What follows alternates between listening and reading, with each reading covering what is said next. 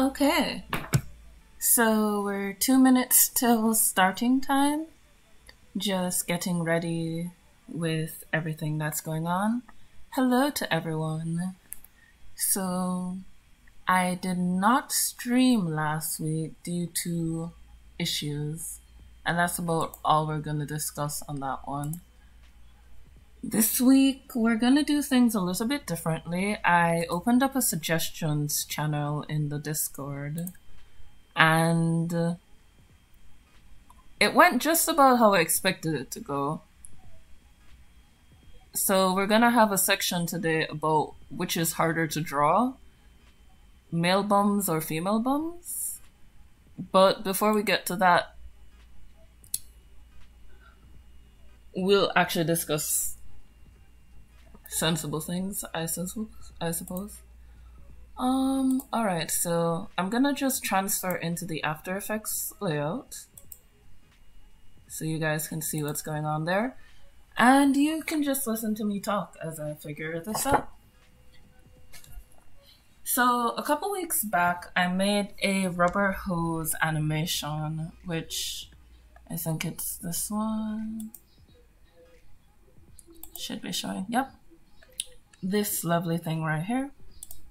So a couple weeks back, I made the rubber hose animation, which is this right here. I did a test which I showed the Discord community, which is basically this one right here. The red line is a stand-in for the moving shadow, which I'm not going to address right now.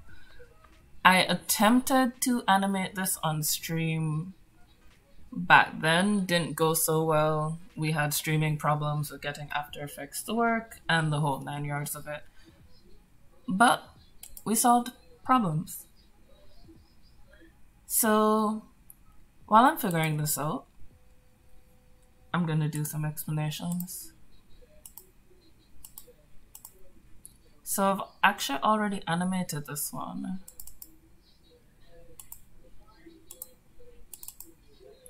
Whoops.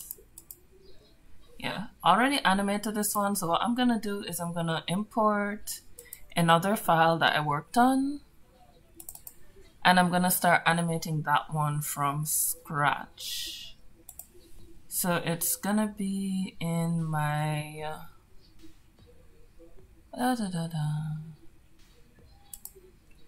documents.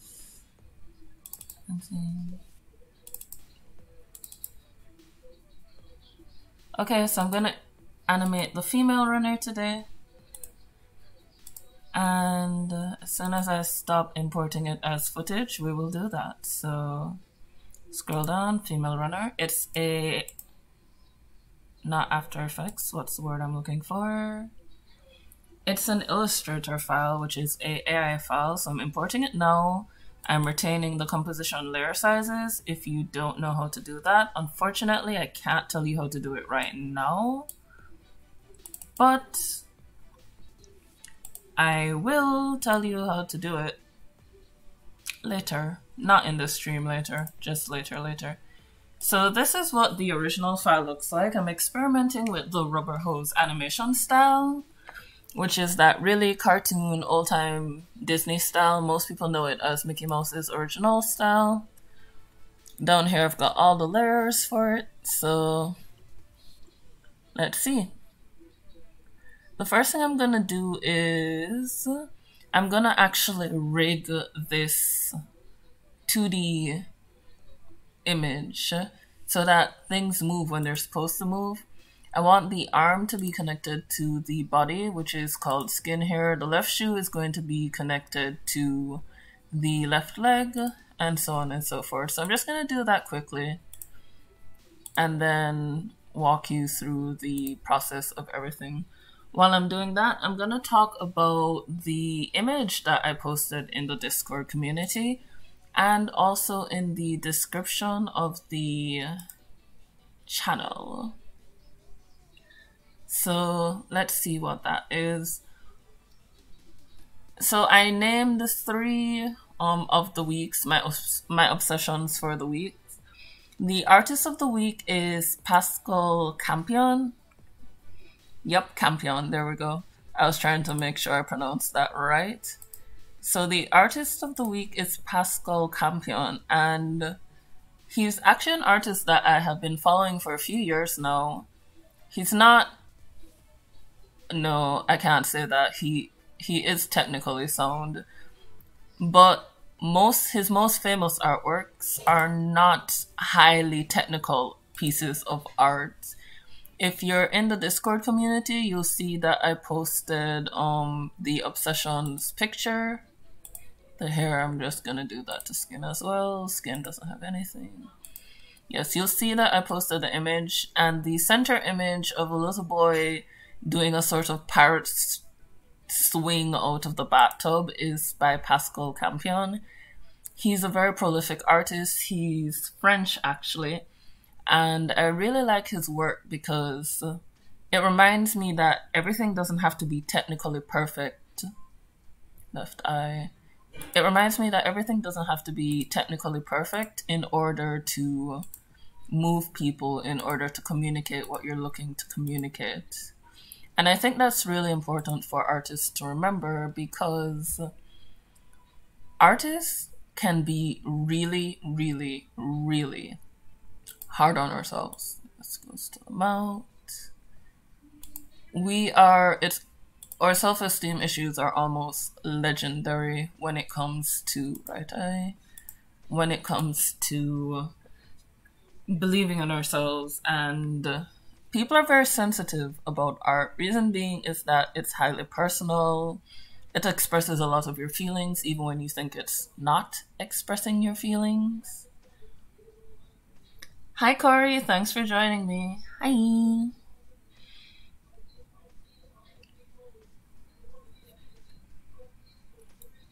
I'm calling you all by your name, so if there's a name you don't want me to call you, tell me.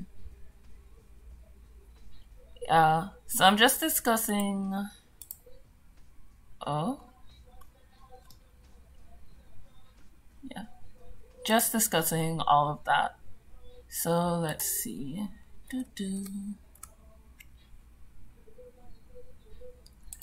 Alright, so I really like he discusses a lot of sensitive topics for people, artists and the like. He discusses family, balancing your career with family, what it's like to, I really wish it were, actually. That would actually be really funny if it were. If it were a cup in a pants. Actually, now it's reminding me of Cuphead. Where's the right leg? There we go. Right socks, right shoe. Right leg, to skin. Okay. So I've just finished parenting all of these body parts, which means they'll move. What I'm going to do now is adjust these rotations. So just gonna go in there and adjust.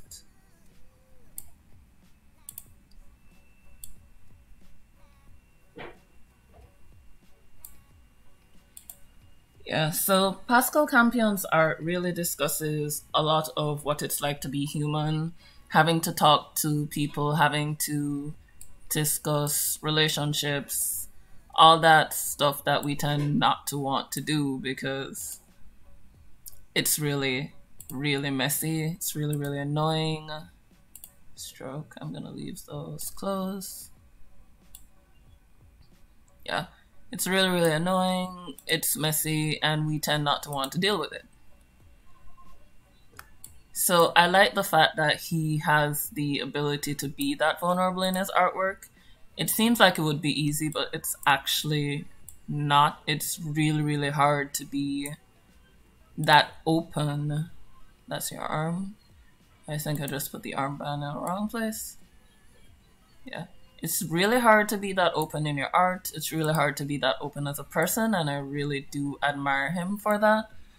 So you can probably check him out if you're interested in seeing, where is he? What he does. Oh, I should probably tell you all of his allocates and all those wonderful things. So he does concept art, character design for DreamWorks. I think he's worked with Pixar and Disney and all these wonderful things. There we go. So if you don't want to take my word for it, take their word for it. He's good.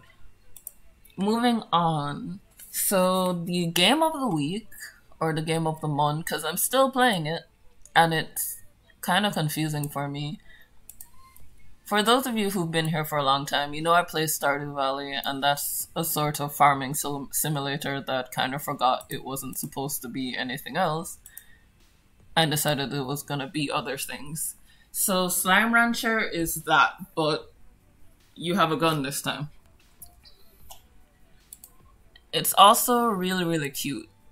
I've noticed recently in the animation community that there have been a lot of slime related, how do I put this? Slime related items. Yes, he has a mouth. It's that thing that's sticking out next to his nose. Yeah. Ooh. Yeah. So there we go. This particular character is a female though. The other one, which had the mustache, is a male. In this world, only females get eyelashes, so... Oh, his nose looks like a keyhole because these characters are actually based off of padlocks. The name of this drawing, the overall drawing, this one, is Welcome to Locktown, which you can see if I zoom in. It's right here, Welcome to Locktown. Yeah.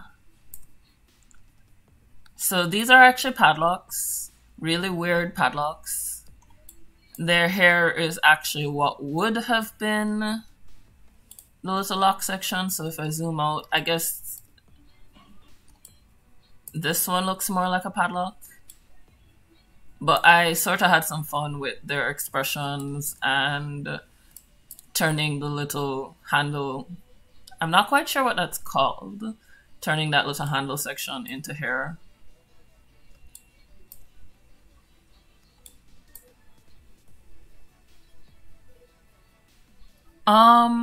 No, actually, they don't come with a story. Unfortunately, I did not make this image on purpose. This is as a result of me having too much free time on my hands and deciding to do something about it. So I originally designed these characters for a freelancing contest I was in. I didn't get chosen, but I liked them, so I chose to expand on them. So I think, yeah, that's it now, so I can start the animating part of this. So... what I'm doing now, for those of you who are not familiar with After Effects, is I'm making my layers shy. They're very shy layers. They don't want to be seen. They'll disappear. And then I'm going to make some of them unshy so I don't have to deal with all this. I don't have to deal with it. I don't want to deal with it. So, made the layers shy. Now I only have 4 layers I'm working with.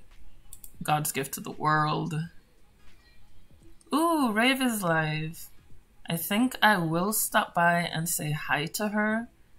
And then I'm gonna just like run off. So give me 1 second. Let me send her all my love and affection.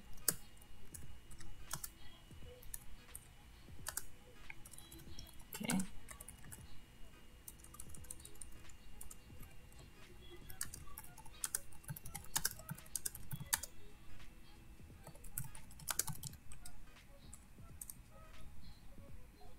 Okay, so that's me giving Rave all my love and all my affection.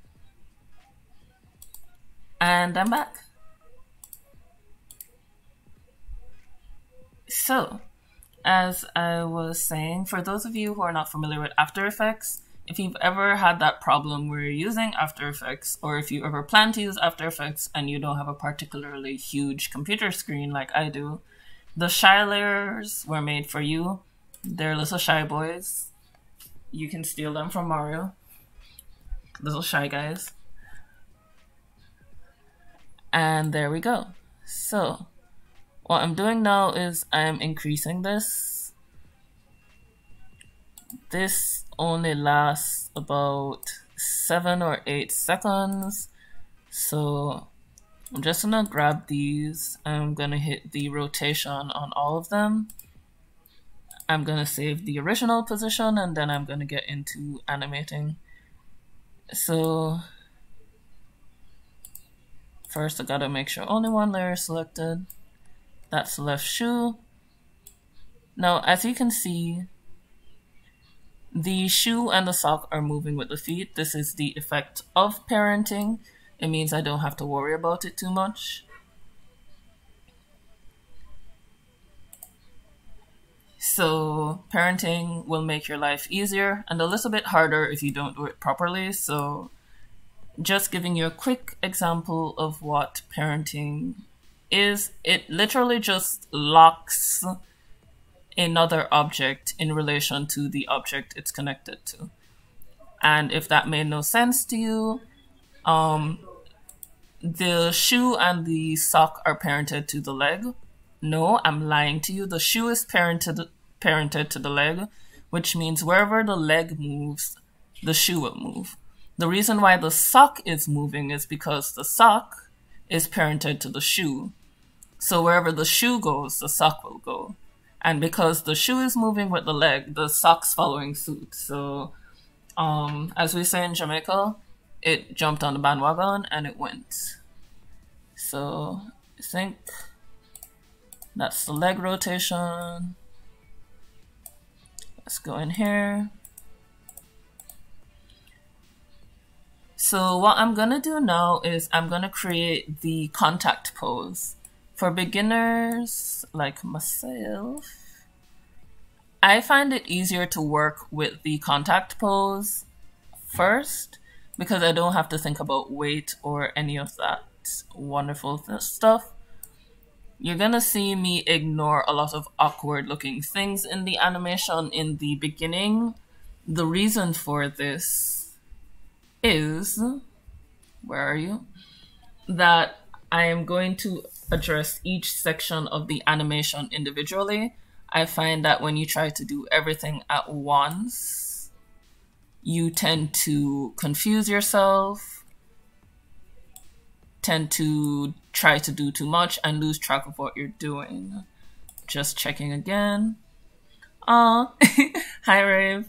Oh, you're lurking like I'm lurking on your stream. So, yeah, I'm lurking on Rave's Twitch stream. Yeah, I can actually make her move. That my profession would be animator. So that's what I'm doing today. I am trying to animate her in a run similar to this grandpa character, which I wish he'd work with me. Let me just do this. If I press play on this, I want to make her run, not exactly like this grandpa character, but something similar. So we're not going to do any up and down motion. The only thing we're really discussing right now is her swinging. So, where was I? Oh, right. So I'm just doing a swinging thing. So we do that. And then left leg. It's gonna look so weird and I'm not even gonna... Oh wow. So, I've already run into an issue with my layers, which I'm gonna fix right now. I'm gonna unshine my layers. And right now my right leg is behind my left foot. And that shouldn't be so I'm just gonna grab all of them and drop them up here and then go back to here. I would have to make a soccer ball for her to kick And it would look really weird for her to be kicking a soccer ball in the middle of a marathon. The characters are actually running a marathon. I based this scene off of Central Park.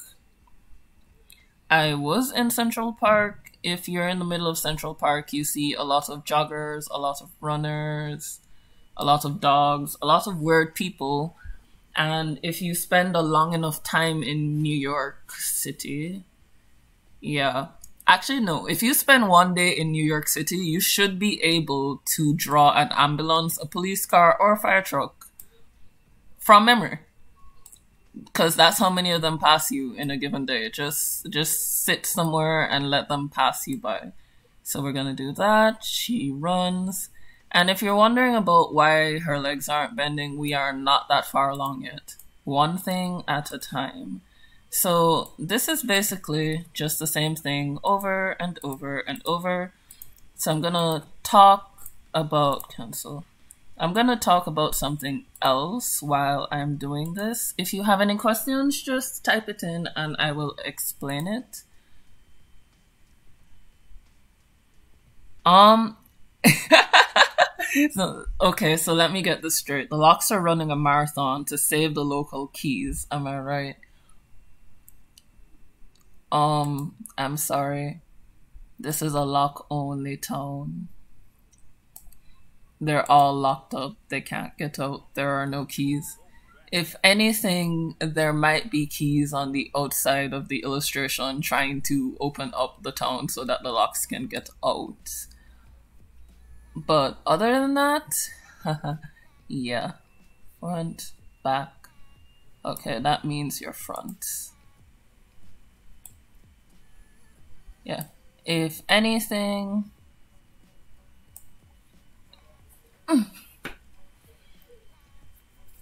Yeah. If anything, the keys are trying to rescue the Locks. It's the other way around, if at all. So, like I said, I get confused easily, so I'm actually gonna move these values back to 0 and just deal with legs for now. So right now, she's running.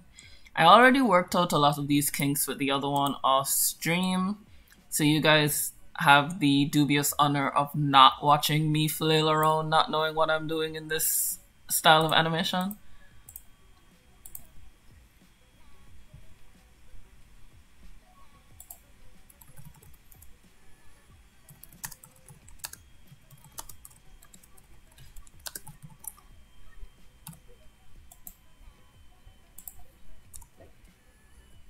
Okay, so let's see, while I'm doing this, I was talking about Slime Rancher. Now, Slime Rancher is one of those games that it has a tutorial, but the tutorial might as well have not been there for all the help it's gonna give you in the game. So the tutorial's kind of hiding in places inside of the game and you have to go find it. You get about 3 to 4 actions, like free tutorial actions. They'll teach you how to shoot, catch a slime, feed a slime, and all that stuff. And the rest of the stuff you're kind of like figuring out on your own. So there's that. Okay. So you're actually running really fast.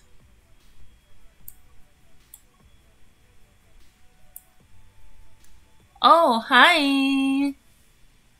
Long time no see. Thanks for joining me again. Yay!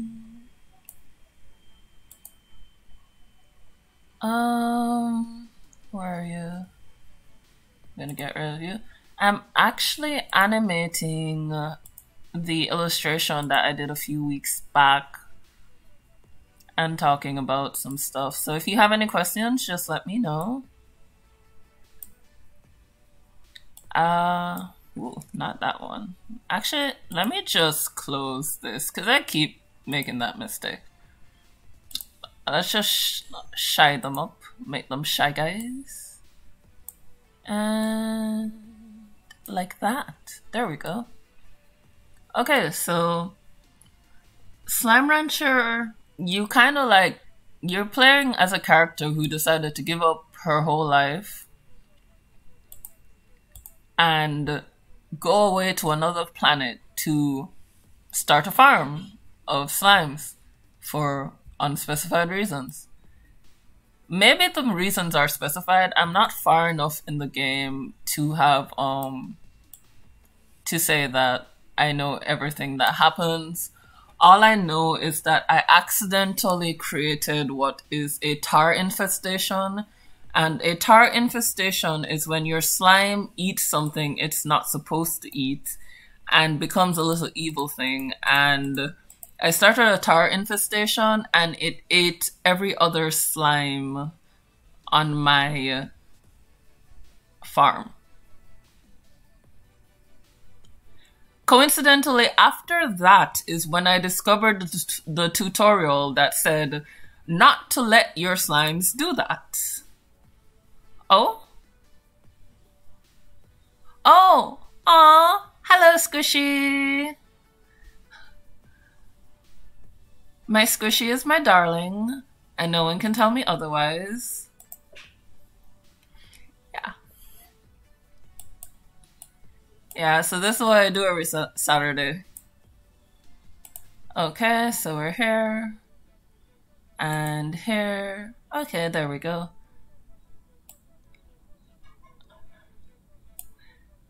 And I think I'm just gonna do this last one.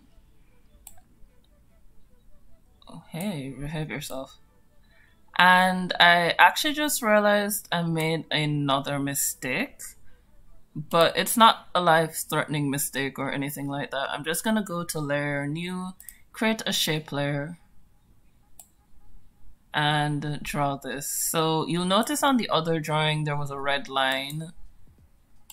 That's what that red line is. It's the shape layer. And what I'm doing with the shape layer is using it to figure out where the ground is so that my character doesn't appear to be floating off into space. So I'm gonna go back here, go to the next one. Yeah, it seems I did a pretty good job on that one. Not so much on this one, so let's click. So it's right leg. So I put it there. Good. Good. Still appearing to, there we go. It's just a quick adjustment. Like I said, nothing big, nothing life-threatening. And these are by no means the final of anything. So I'm just gonna draw that out right now. I'm gonna go here. And what I'm gonna do is I'm gonna check first of all. So the right foot's in front, which means the left foot should be in front here. Sorry, the left foot's in front, which means the right foot should be in front here. I'm gonna check here to make sure that the... Okay, so I need to delete this one actually. And the reason I am deleting it is because I want this to be a loop. I'm just gonna copy this, go all the way to the back.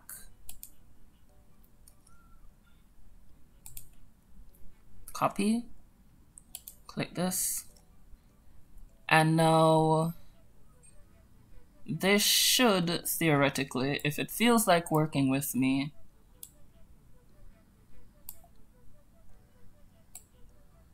yeah, if it feels like working with me, theoretically, this should now be a very weird looking loop. So I'm gonna move this, and it's gonna be the frame before. And let's see.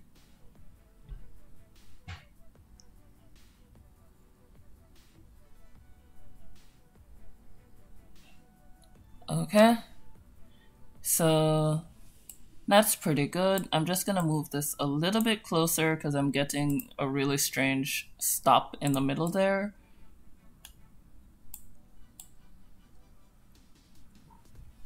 And I'm only doing this at full size because you guys are watching. Usually I work in half-sized resolution just so that my computer is a little bit faster.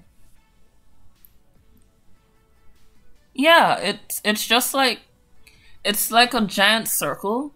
So our world is round. Their Earth might be flat. The Locktown Earth might be flat, and you just put a dome over it, like a giant bowl.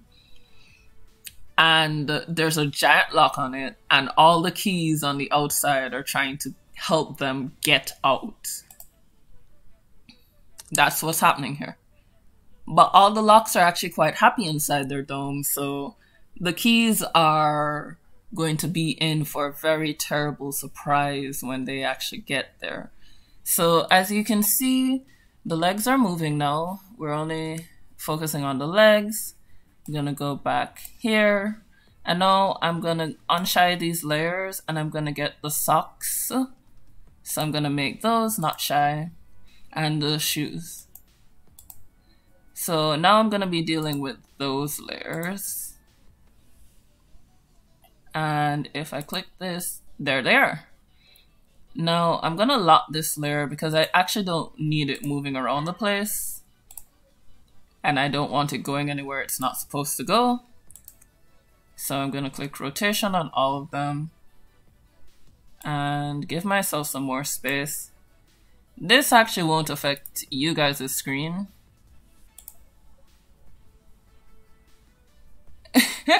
Wonder how big the town is. If you're gonna make a story for the town, send it to me. Let me read it. Maybe you and Mary can talk about it. Mary makes a lot of stories too. Okay, so the shoe actually already has, these shoes actually already have some, whoa, don't do that. What just happened is I accidentally deleted all the work I just did. No big deal. Nothing Control Z can't fix. Control Z is God's gift to the world for an artist. When you make a huge mistake, like I just did, it saves you. So now I'm gonna work on the feet, which are these shoes. And I'm just gonna go in here. And the contact position is such that it's the moment your foot touches the ground, right before there's any weight on it. It's really important for me that I see this moment in animation. Reason being, if you just go straight to the foot hitting the ground, it's not as snappy. Is that the word I'm looking for? It doesn't communicate as well. What I'm doing is I'm moving the shoe so that it doesn't look so weird. And so now I've got, is that the right shoe? Yes.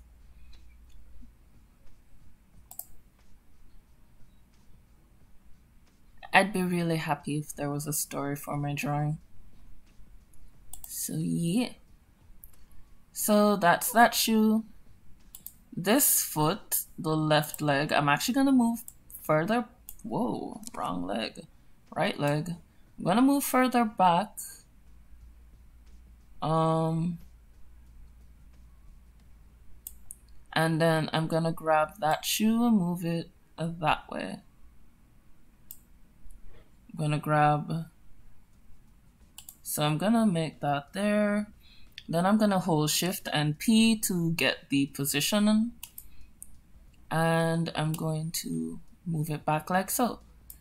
Now that still looks a bit weird because the knees aren't bent. That's a whole different process that we're just not going to touch right now. That's probably after I finish the arms and the legs. So I'm gonna walk you guys through maybe the next 3 frames, the next 3 contact frames. And then I'm gonna talk about the comic of the week, which is Warm Blood by Josh Tinnery. And then I will talk about the request from the Discord community, which is which one's harder to draw. Male butts or female butts. And okay, so I have a problem with this. So this frame and this frame are basically the same. Since I already placed it, I'm just gonna move the leg where it's supposed to be.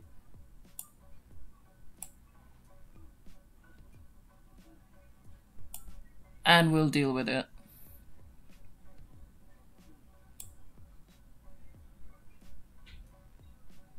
So this is gonna be just gonna Control Z this whole thing. I'm not focusing, and that's not good.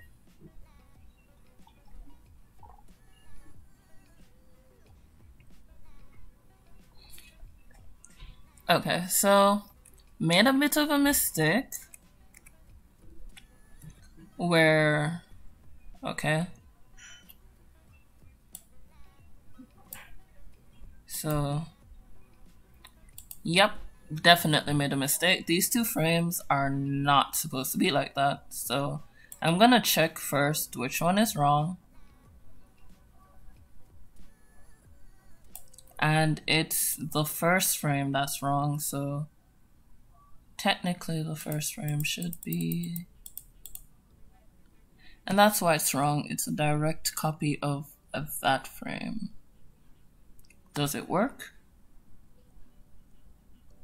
Okay, and that's why I was getting that weird pause. It wasn't the spacing, it was because the frames were wrong. So I'm actually just gonna delete these first few frames. They're not that serious. Come over here, grab that, and just move that there. And there, all my problems are solved. And if I move this closer to the ending right here,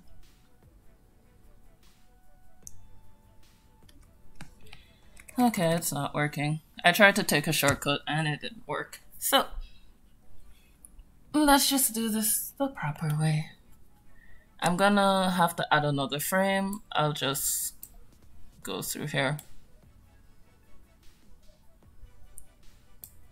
So where's my leg? You go that way. Where's my other leg? You go that way. There. Problem solved. And then what I will do here is that I will grab this, copy and paste, grab this, copy and paste.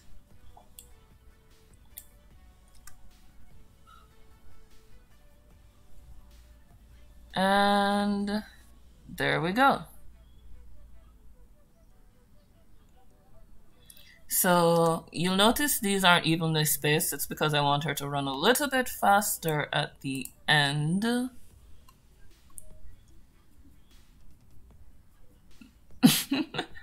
I can do that with someone who's actually a male. Maybe with the other runner. I could have maybe the other runner Naruto run, just like at the end. Anyway, welcome back, Iris. Haven't seen you in a while either. I'm getting all sorts of old-time visitors today. Yay. Give me one moment. I kind of forgot to turn on the light and the sun just disappeared.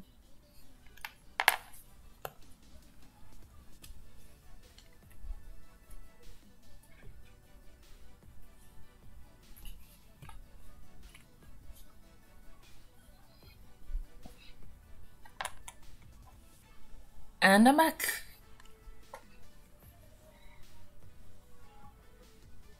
Yeah, females can run Naruto too. I know. I was one of those kids. And it's hella fun. It really is. But I'd have to do so much work right now, and I don't want to. Okay. Give me a break. Okay, so let's see. Yeah, so we did that. Originally deleted those. I'm just gonna leave them. And we'll just focus on the 1 foot. So let's see which foot I'm focusing on. This one.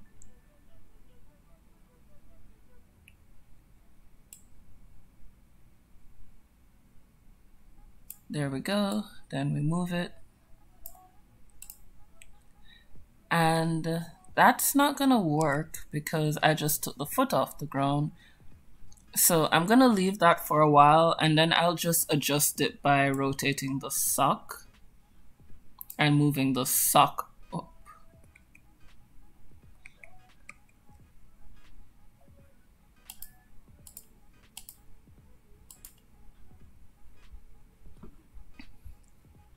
So we'll do that.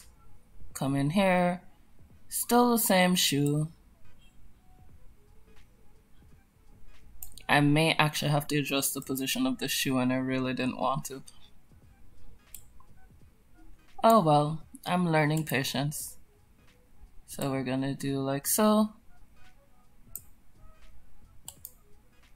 And moving. Wait a minute. Hey, you. Oh!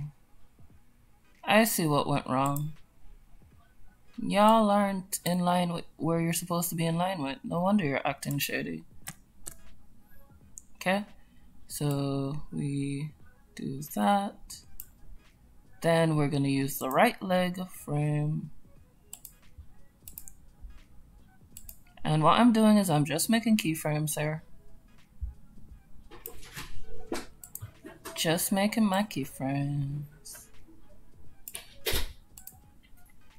And doing it like so. So while I'm doing this, this extremely repetitive action, I'm gonna start telling you guys about the comic of the week. So the comic of the week was actually going to be Yumi Cells or Space Boy. And there's a reason that it's neither of those comics that I really, really love. Last night, while bored out of my mind and watching the sun rise, so I guess technically this morning, I found in Discover on Webtoons Warm Blood by Josh Tinnery. Now, I've told people before I'm kind of a coward when it comes to horror stuff, so I tend not to like to read horror stuff. But surprisingly enough, Warm Blood isn't oh my god. Yeah, surprisingly enough, Warm Blood isn't it's not anything like that. Iris, please forgive me. I had to change it. It was just so much more stimulating. No, the fan service wasn't enough. I am a Bobby fan, but Bobby belongs to Yumi and he's just not doing it for me. I'm so sorry. So now I know Iris is a Bobby fangirl, and for those of you who do not read Yumi Cells, yeah, you don't mess with the fangirls. Okay, so now I'm gonna move on to the left shoe, which is not what I was trying to do right there. Okay, so Warm Blood by Josh Tinnery is actually a mystery comic. The twist of Warm Blood is that you and everybody else in the school already knows who the killer is. It's everything else that you're unsure of in the comic. you meet the killer in sort of the first page of the comic. The main character talks to the killer. You know it's the killer. It's got blood on his hands and it's dripping. And it's just all sorts of weird things going on. For those of you who have read I Kill Giants, it's sort of like that, but not. It's just a very strange comic. It's just really, really strange, and it. Oh, hi, Mary. Hello. Thanks for dropping by. I'm happy. Yeah. So later in the stream, I will be drawing Mary's emoji, and if I don't make it in this stream, then next stream I will be drawing Mary's emoji, because Mary's gonna see their emoji being drawn. Mary is actually the second winner of the dad joke competition. For those of you who are not in our Discord, you're missing the dad joke competition. The second part was Discord only. Mostly because Instagram didn't, Instagram people weren't really interested in it. They told me so, so I'll have to find something else that's specifically for the Instagram peeps. So now we've got those really weird feet movements. It's not that bad, guys, I guarantee it. So what I'm gonna do, select all of that, hold Alt, click, and drag. Yeah. So now it won't. Okay, so I saw something really weird happen here. Just in that moment right there. I'm not sure what it was.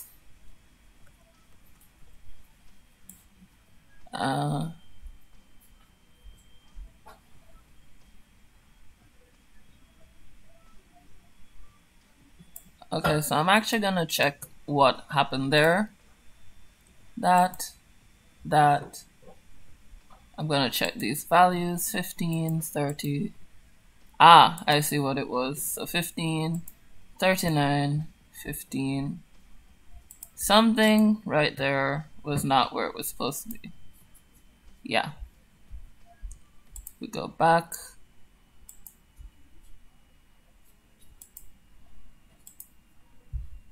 Somehow, these two aren't moving. Yeah, and I don't think Instagram wants to be dads either. They're not into the dad life. So, more about the comic that I replaced Yumi's cells with, that Iris is gonna flay me alive for replacing. So, Warm Blood is about a girl named Penny who starts her first year at Greenwood High School. Penny is a bit of a gamer nerd. This comic plays very fast and loose with copyright. Pokemon is mentioned by name, as well as several other heavily copyrighted things. So Josh is playing on the wild side when it comes to these things. So I'm just gonna, yeah. Josh is playing on that copyright. He's playing it really, really, really, really fast and loose.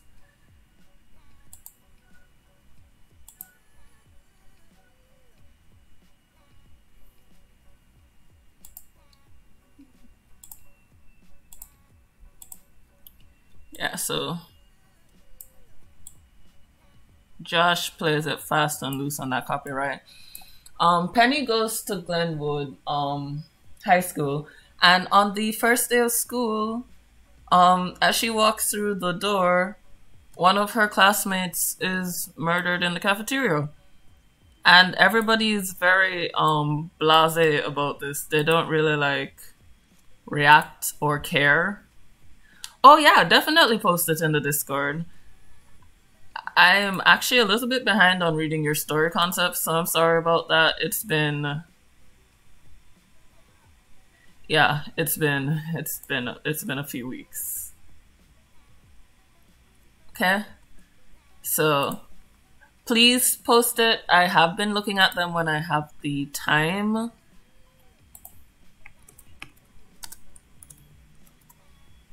For those of you who are also watching Ravenaside stream, you're gonna see me pop up like a little whack-a-mole occasionally. Yes. Actually, I have some time after the stream. I probably just spend it catching up on Mary's story concepts. Okay. So, Penny's first day at Glenwood, one of her classmates gets murdered. And nobody, so you know, if someone gets murdered at your school in real life, school's pretty much cancelled, right? You know, everybody's evacuated, the police are summoned, you know, these things. That does not happen here at all. The cafeteria is off limits, but classes go on as normal. The killer is basically walking through the hall with his hands full of blood, and nobody's reacting at all.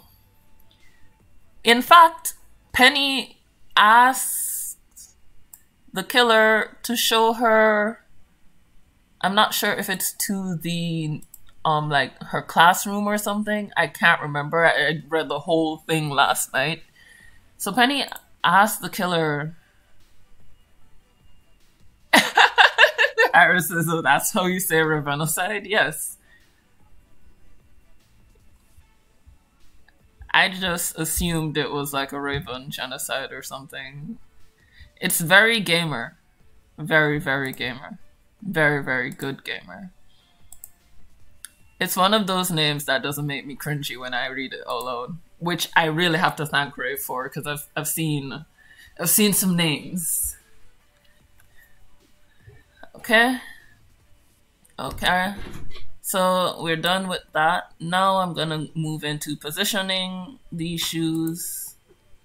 P. So I guess we're working with that foot first. So there's actually nothing wrong with that one. So I'm gonna move on here. Put it there.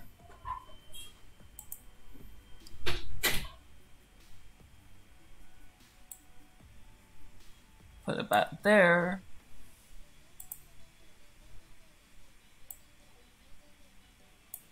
And this is basically animation. It's a lot of small things that you're focusing on. I am still a beginner at this, technically. Or I guess I should say I'm entry level. Because a beginner... Yeah, I'm gonna say I'm entry level. That makes me feel much better about this. Yeah. So yeah, so I just fixed that. Now I'm gonna fix the sock. And the sock is gonna need a rotation and a position. So I'm gonna rotate it that way. And do yourself a favor, don't follow me. Remember to hit the, how do I put this? The rotation tool. Nope, that's not what I'm trying to say here. Remember to hit your stopwatch so that you're actually making frames. Iris says she's gonna take a crack at destroying After Effects. Tell you what. Okay, I can't. It's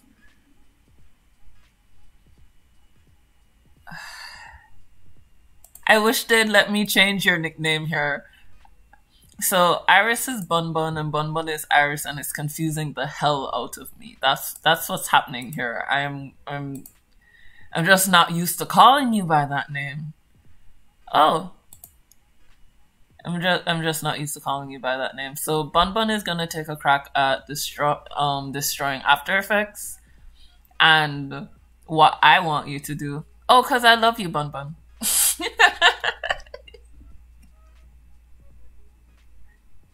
It's because I love you. And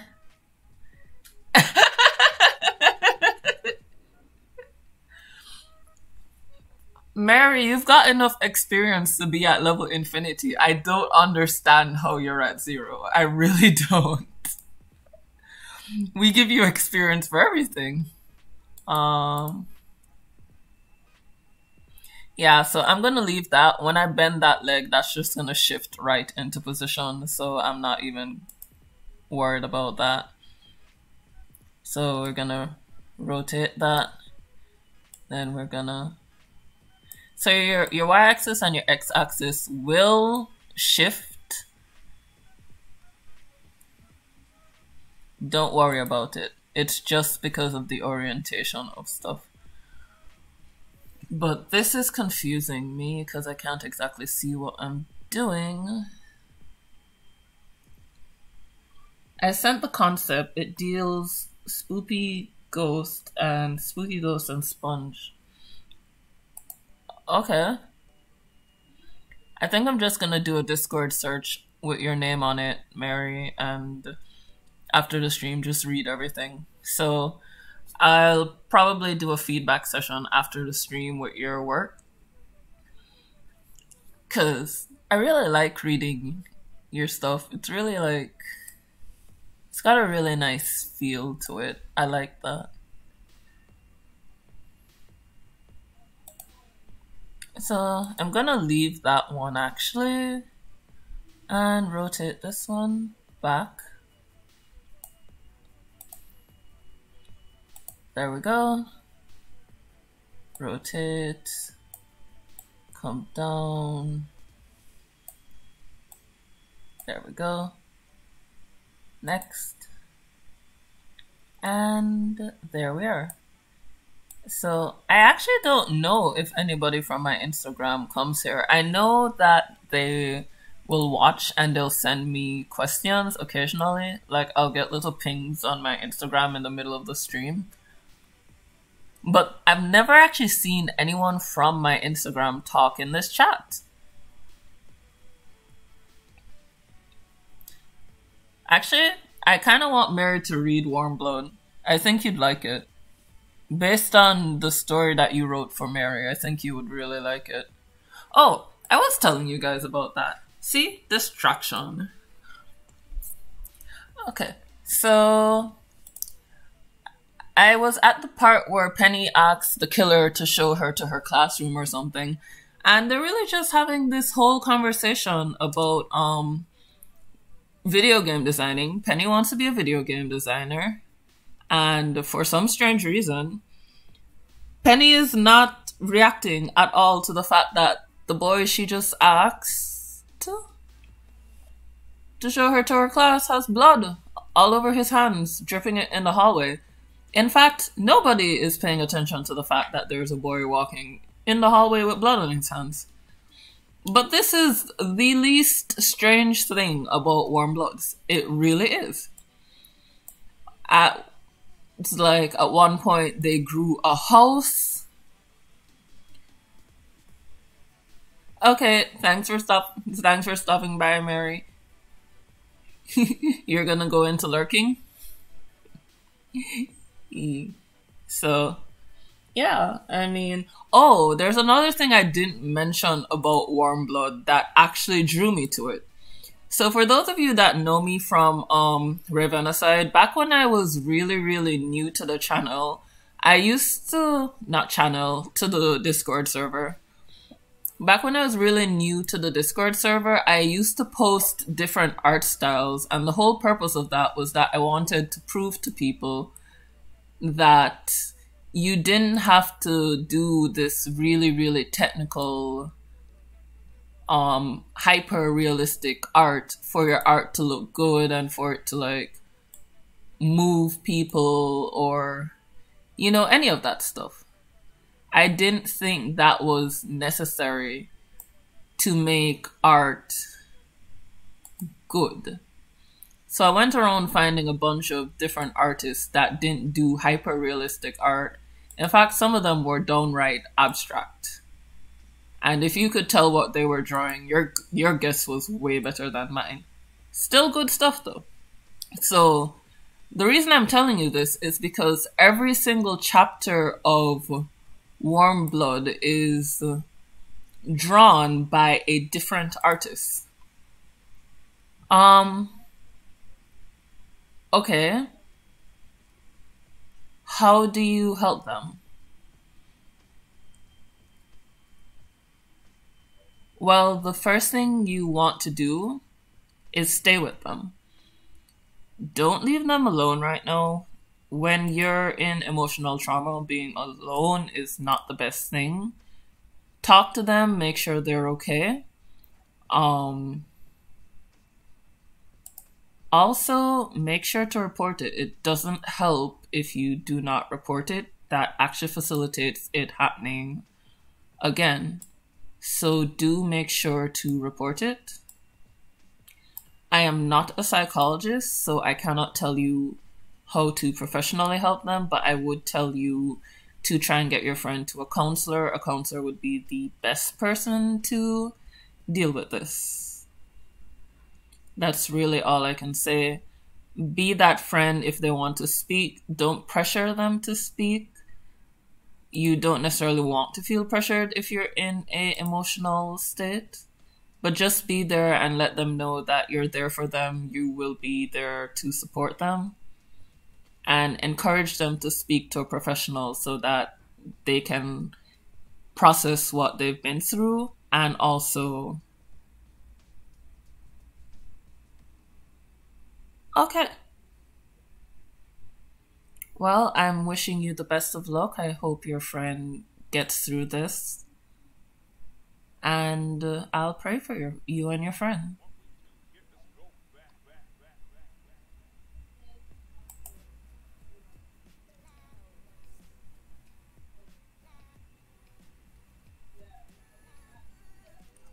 Okay.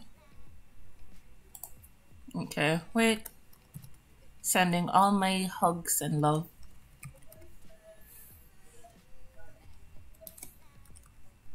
Well.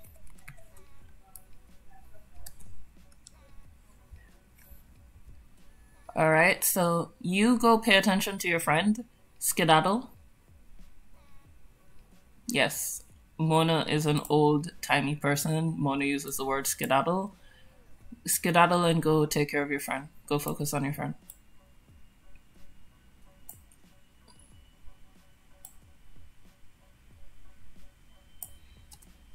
Okay.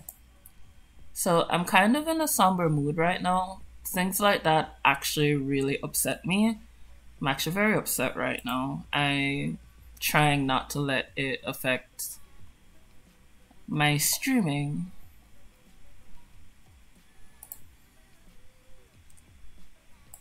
Okay. So...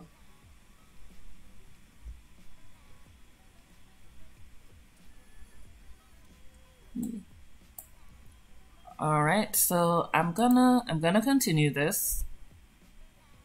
And inhale. And there we go. I will process this later. So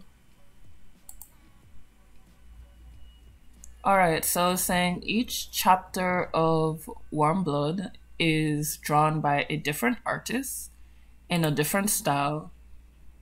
Oh, don't be sorry for that, Mary. There's nothing to be sorry about in terms of that. There we go.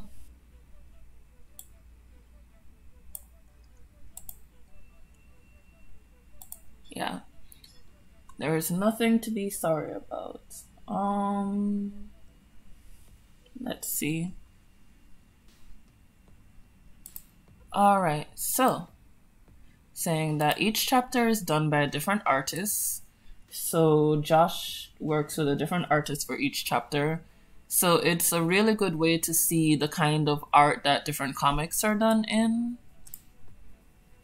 And so on and so forth. In fact, there is a chapter that looks very similar to the art that is used in Yumi's Cells. So for Iris, that keeps prodding me. Because Babby, there was lots of fan service in the latest chapter.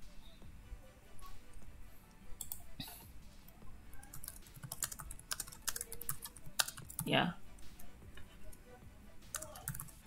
There is a chapter for you. All right, so I've covered my obsessions for the week. I am now actually this is coming at a pretty good time. I'm going to discuss the suggestion that came in the suggestions channel today. So Didac asked, what's cuter to draw, boy butt or girl butt? There was a very intense debate on this in the chat. Iris, Warm Blood has 56 chapters. I really cannot tell you which one. Can't tell you which one is the one that has the style of Yumi's cells, but if you scroll through the thumbnails, you should be able to see a sample of each of the different styles.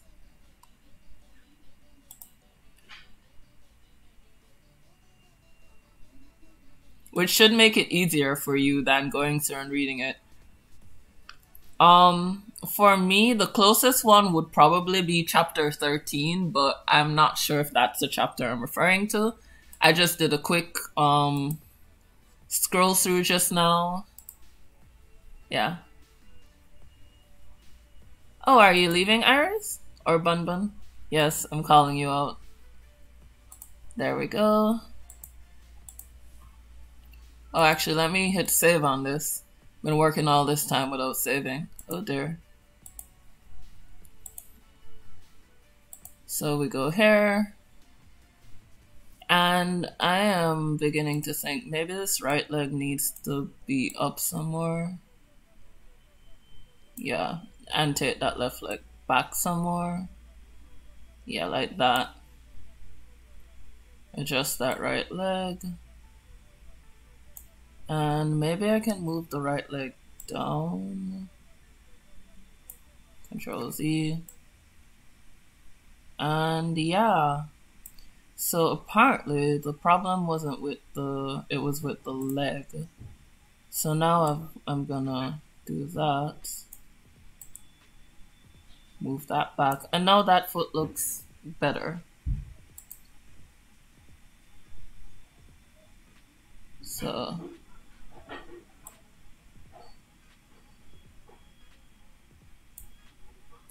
R, adjust that position, and hit save again. Okay. But Bun Bun, you know I'm a brand new memer, guys. Just letting you know, I don't meme at the level of other people. In fact, I believe my meme, like most other dads, my memeing skills are probably somewhere back in 2010.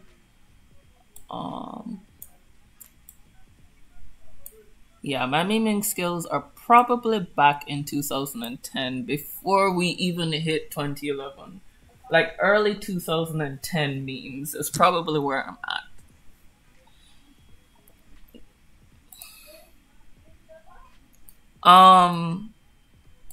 I'm sure the more I speak to people in the Discord, the more that will be fixed. And won't be an issue in the slightest. Or maybe I don't want it to be fixed, because a lot of people seem to enjoy, yeah, a lot of people seem to enjoy watching me, like, not understand anything at all when it comes to certain things. So I might just leave it. I don't think my life is ending if I don't know every single meme out there. That's a lot of time.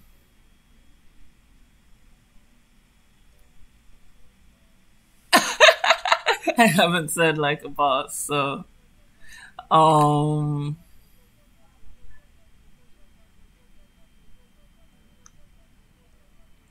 I know what T is. I know what the Kermit meme does. Is that like a redeeming quality of a memer, or is that Like, I know why spill the tea makes sense. If that is that a redeeming meme or quality, or am I just making this worse for myself?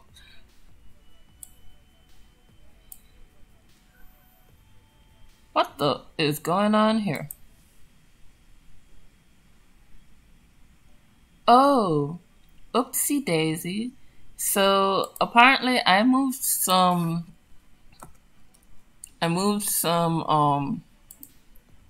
thingies around, right? And I forgot to take some other thingies with it. So I'm just gonna. So we're just gonna do that. One of you is gonna. So I'm just gonna fix these.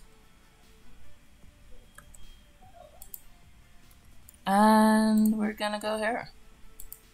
Alright, so all I want to say is those people who do like whole video game coding while talking to people on stream, is there a secret? Because concentration is hard right now.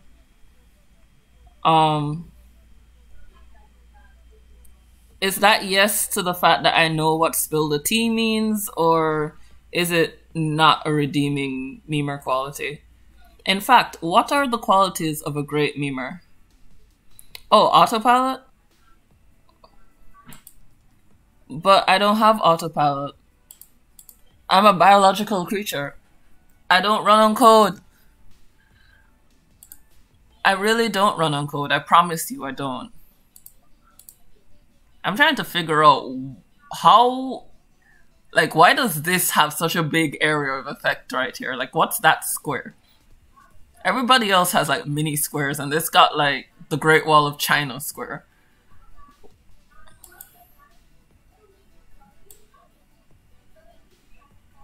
Control Z.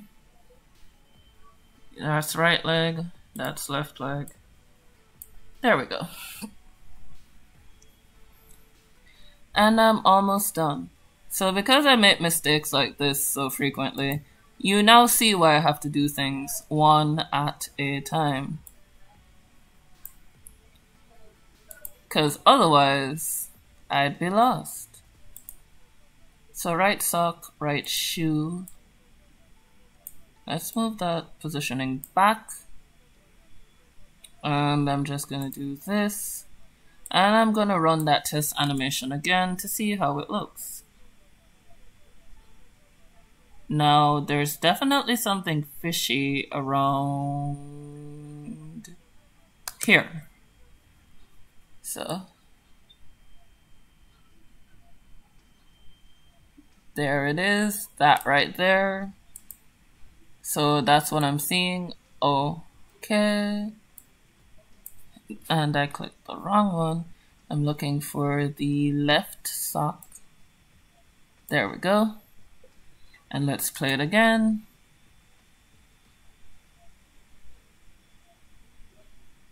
Alright, so I'm just gonna put this out to fit up to 100%. And that's what we're looking at. Now, it's very static right now. There's no weight. We're not gonna hit weight until the very end. This is your basic. In fact, it's missing so many poses it can't really be called a run. It's more like a out of control pendulum swing. Oh, I unlock it at level 13. I'm an alien. Do aliens have levels? Alright, so moving on. I did promise to talk about bums today on stream. I've been trying to avoid it, but I didn't make a promise, so... Well, I didn't make a promise, but I asked, so I'm gonna do it. Excuse me. I personally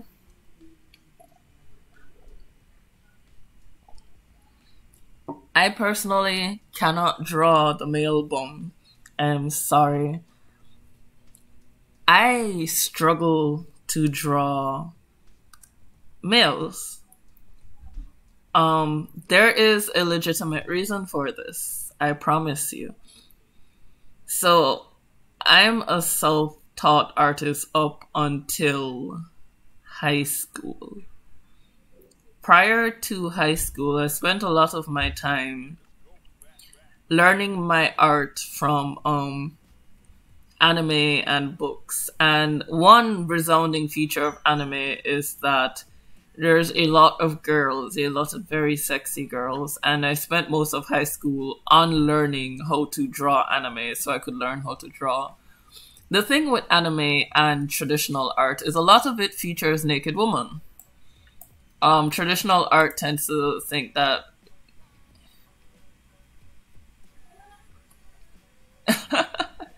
yeah, so traditional art features a lot of naked women, and a lot of the models that we got were females. So I spent a lot of time learning how to draw the female nude and not so much time learning how to draw the male nude. And I didn't think this was a problem as a young girl because at that age I thought boys were yucky. I also went to an all-girls school, so I didn't really see a problem with not knowing how to draw guys. It wasn't until I got to college where I noticed that not being able to draw one half of human population is probably not a redeeming feature for an artist. And so I began practicing how to draw males. So the answer to Didac's question is, which one is cuter to draw? I don't know because I can't draw either one equally, so by default it's probably girls simply because I draw females better.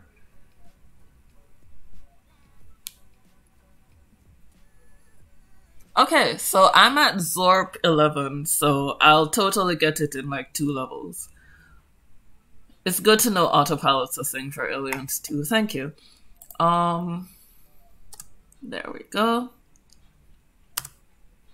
Alright, so now that I've done that, I want to like click this sock, not that sock, this sock, rotate it.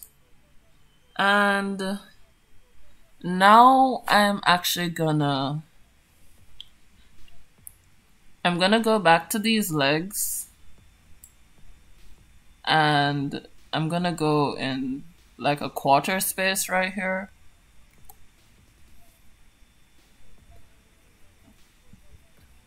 And is what I'm gonna do with the quarter space. When I say quarter space, that's exactly like 5 frames afterwards. Okay, let's make that 6 frames afterwards. So we do that. Oh, I forgot to do another very important thing. So these contact spaces, the reason it looks like that is these contact spaces, they're gonna be held. And what do I mean by held is that you don't actually you do not actually, at any given moment in time, swing your legs like how this character is swinging. What you do, and I'm pretty sure I made some 11-year-old's night just now with that comment. What you do though is you transfer your weight on the spot and then swing your body to compensate for the fact that you're unbalanced. So what I'm gonna do with the character's contact poses is that I'm putting space between them so that the character can hold the pose. So I'm just aligning these frames. And now I'm gonna come here and I'm gonna copy these frames. So what I'm gonna do is I'm gonna select you all, copy, and right here, paste. Copy and paste, copy and paste, copy and paste, copy and paste. I know there's probably a way to do this where it doesn't like require me to go into every layer. But this is not that moment.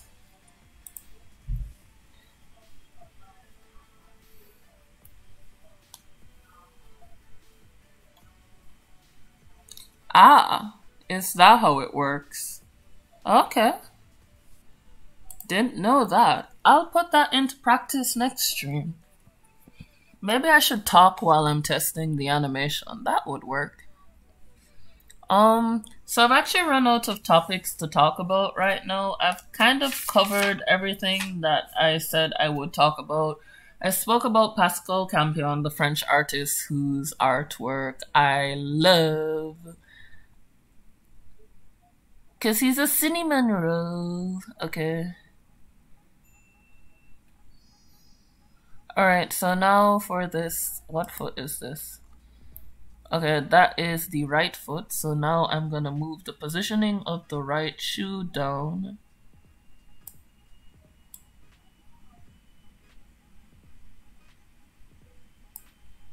Like so. So that's flat on the ground.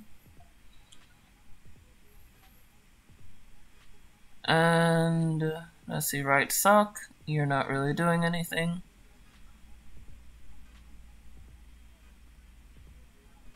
Alright. And then I'm gonna move to the next foot. Now this leg is distinctly not on the ground, so we're gonna rotate that back. And then we're just gonna move this. We're gonna copy it. Okay, copy it.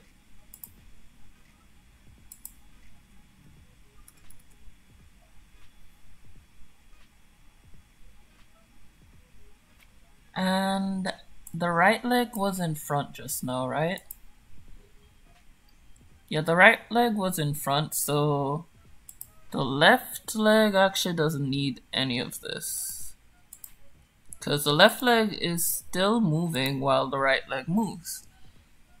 So only the right leg gets this whole treatment because it's on the ground. Similarly, when we get to here, the left leg gets the whole treatment. Da da da da. Talk about my stories or My Hero Academia. Ah, okay. So let's see. Where I was in Mary's stories, we can talk about your story from the beginning. That was fun. So in the art channel and the Discord, we highly encourage people to show their art. So if you do music, if you do writing, poetry, dancing, or if you just like to look at art, the kind of art that you like to look at, Mary likes to write, and Mary's character is actually quite tragic in terms of backstory. I believe your maid is a maid for the mafia. Is it that she escaped? No, because she was found in a bush. So no, she didn't escape. I'm not quite sure. Hold on. Let me check. I have notes from where I did the first review. So while that opens, so Mary's character used to be a maid for the mafia. Was not quite sure of her name. And Mary also tends to write a lot of strange, not strange bad, but strange like, how do I put it? I like Welcome to Night Vale, so I'd kind of put it like H.P. Lovecraft sort of strange. That sort of interesting mystique. Yes, Mary was mute. Ah, there we go. Yeah, Mary ran away. Jace found her. She was scared at him at one point, and Mary was mute. And somehow the old woman knew that Mary's name was Mary, because since Mary was mute, she couldn't tell anybody her real name. Okay, so now we're gonna move this shoe down so that it's flat. Move it back right there.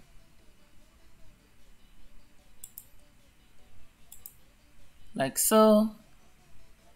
And we're gonna do the same thing to that sock. So we do that. And we're gonna move it the y-axis that way, so we move it down. And then we're gonna go up to the right leg.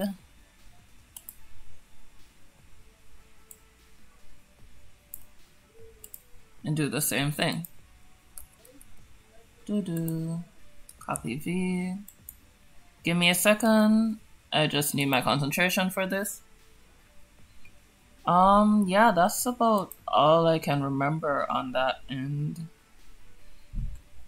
Yeah, I'm just gonna do a full read through again. It's been a while. I'm sorry, Mary. I'm just gonna do a full read through of your thing after the stream, so I can catch up on it. I did like that thing that you put in Raven's art chat though. That was really, really good. It had like that really spooky vibe to it that I really love. I like spooky, not horror.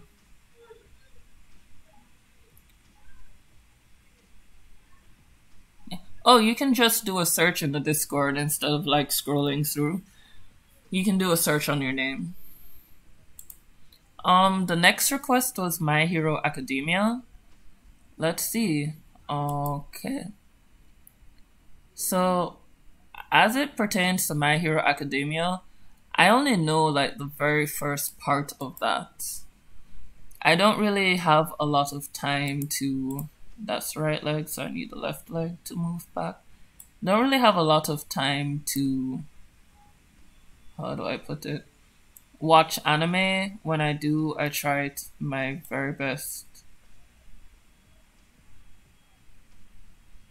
Yeah, that leg's just gonna have to float in space because it's going nowhere.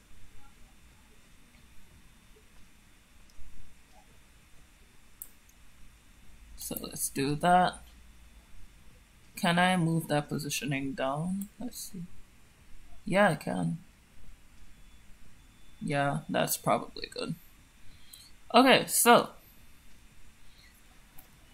for My Hero Academia, I'm really at the place where they're inside the school and Deku is like...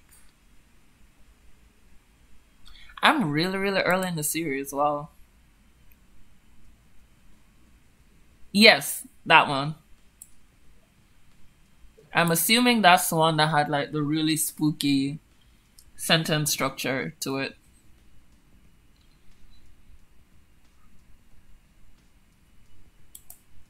I really think you would like H.P. Lovecraft or Welcome to Night Vale, or even Warm Blood.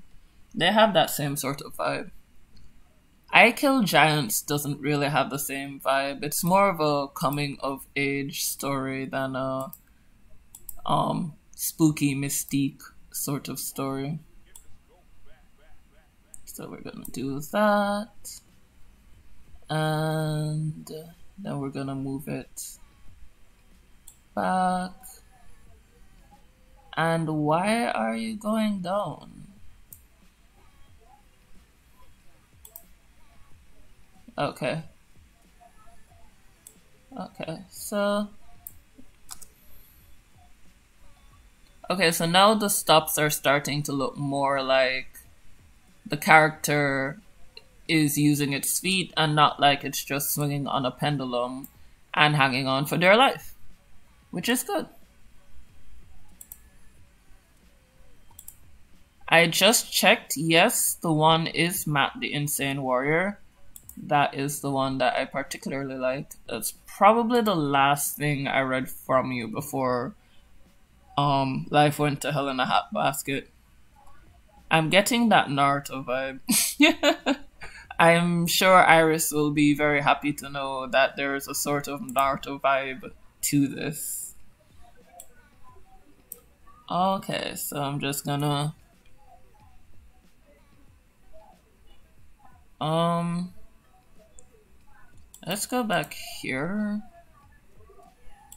And I'm just gonna delete this because the one I'm holding is the right one.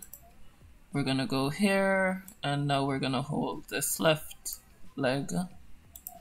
So I'm gonna copy it, paste.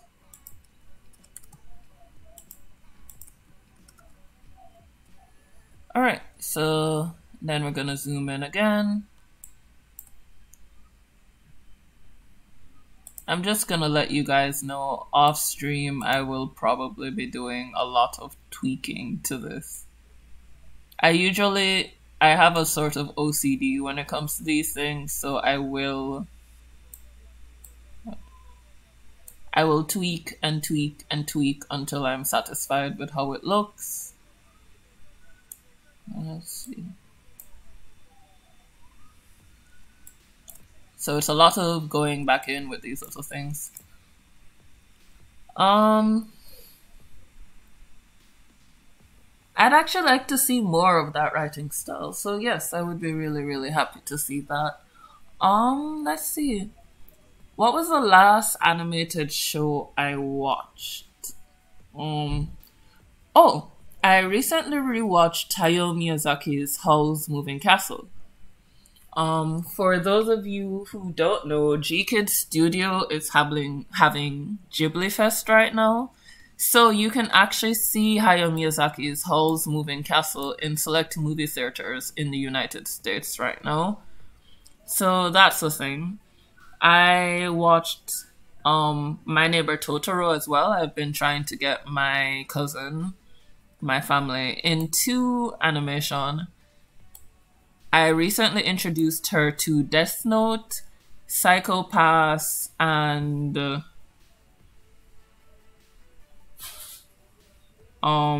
what was it? Death Note, Psycho Pass, and I believe the other one I told her about was Tokyo Ghoul. I'm not quite sure. Oops, nope. Yeah.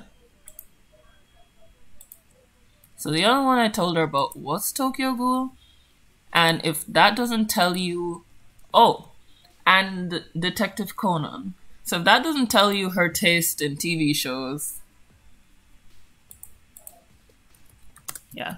If that doesn't tell you her taste in TV shows, then nothing will. I recently watched Santa Clarita Diet with her, which honestly has the best humor I've seen in a horror show in a long time, which is odd. She likes horror and I don't. So when we sit down to watch shows together, you can only imagine how that goes. But she managed to get me to sit down and watch Santa Clarita Diet with her. And it was really, really fun. It was funny. Had a good storyline. There were some things that I just didn't buy, like, I'm gonna give you guys, like, some silence. And then I'm gonna count to 3. And if you don't want to hear any spoilers... count to 5 after I count to 3, and then you won't hear anything. So 1, 2, 3, and those of you who don't want spoilers need to run now. So this whole thing about zombies coming from like mutated clams, that's kind of cheesy. But the way they handled it in the show, pretty good.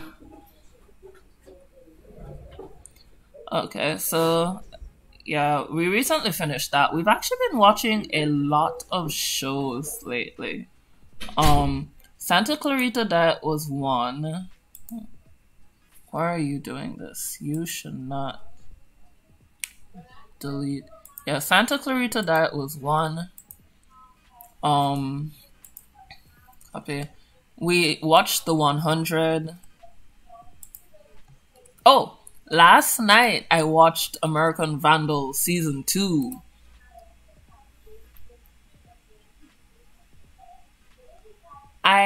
What made me like Matt's story was the writing style. I it wasn't so much what happened in the story as how it was presented. Um, Captain, I gave you warning. I told you to count to 5. And I gave you time to run. I feel no regrets here at all. Um okay, so I'm assuming it must be, yep, right, must be this one. Here, and then we're just gonna move that back to there. I'm gonna take all of that and move it just a little bit down, because I just did the right foot on that. And then we're just gonna, I'm still not doing any leg bends just yet. Which show? Which one of the 5 shows I just mentioned are you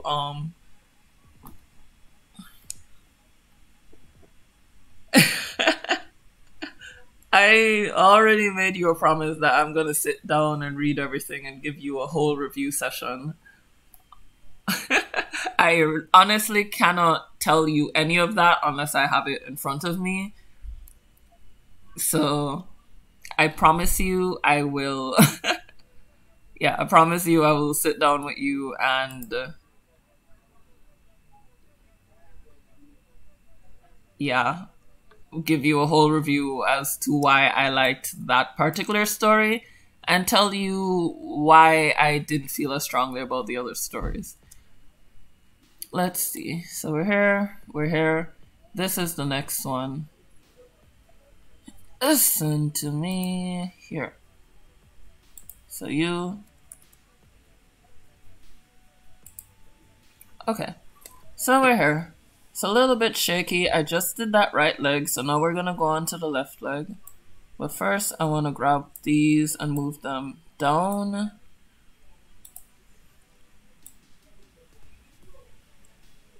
So I'm doing the left leg now. I'm gonna grab that, copy paste, and now I see how it got moved out of its. Okay.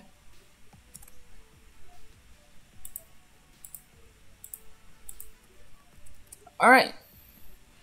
And so I just did the shoe, so I'm gonna do that. Put that down and move it back. Move it up. I mean, I'm here for most of the time, so we'll see. Alright. Okay. So I watched the 100 with my cousin. I think she loved that one more than I did, but it was a very good story. I wasn't a fan of the last season that is out, mostly because I don't think the storytelling was as strong as the other seasons, and I don't think the symbolism was as strong in the other seasons. I really loved the season with the Mountain Men because of all the art references and literature references in it. It had a reference to the Iliad, the Scream, all of these great literature. Watch me biting my tongue. All of these great literature classics, and I really, really liked that about that season.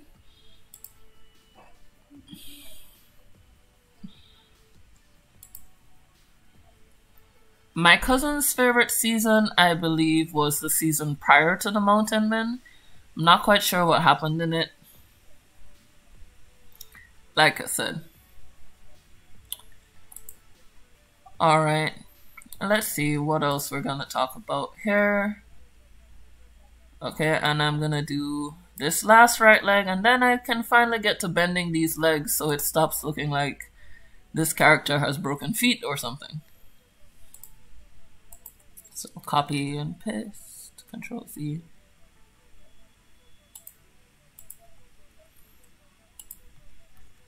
Alright, so last night I watched American Vandal Season 2, and full disclosure, I am only watching these Netflix shows because my cousin loves to watch them.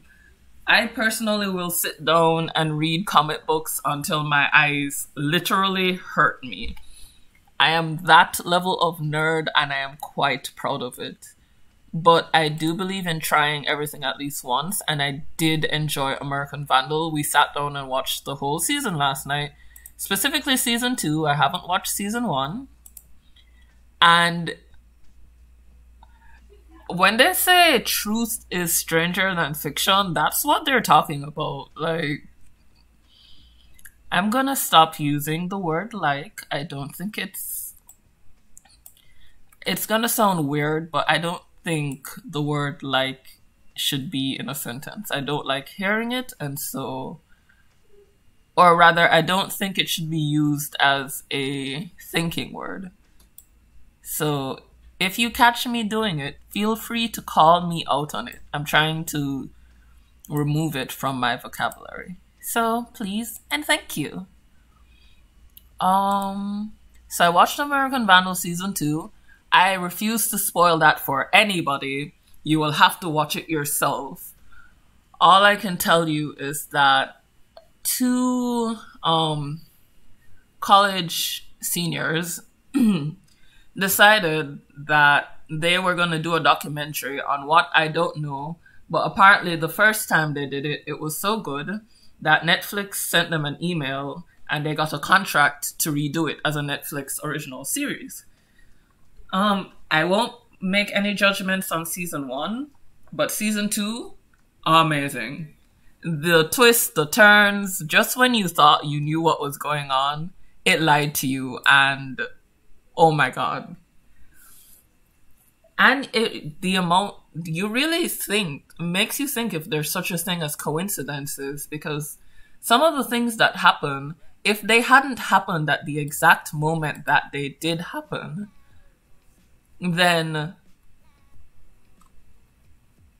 people wouldn't have been proven innocent or not innocent or innocent until proven guilty, all of these things. So if there's a Netflix series I really want you guys to watch, it's actually 2. I would want you to watch American Vandal, and I'd also want you to watch The Umbrella Academy, which came out this year. Those are the 2 Netflix original series I would say 100% take time out of your day and go watch them. I would rewatch both of those several times. I guess Umbrella Academy doesn't really count like American Vandal does, because Umbrella Academy is based off of a comic, which I did go out of my way to go read. Like the nerd I am and probably will be.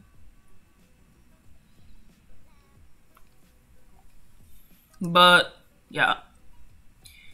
So now that I've actually watched these now, I'm thinking of giving some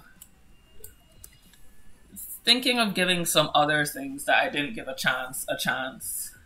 So things like The Loop isn't playing because XYZ. Yeah. So I'm actually gonna fix The Loop now. Copy the. Oh. Wrong one. That's the one I want.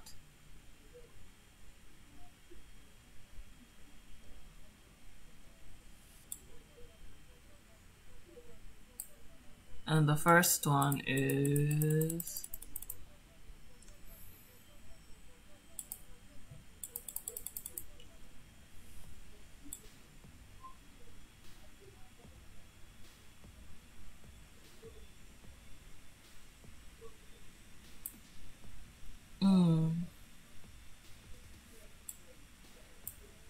there we go.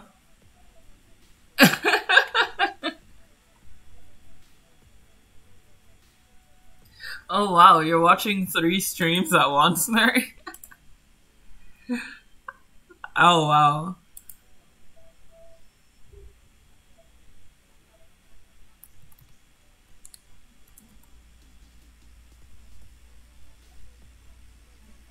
Ooh.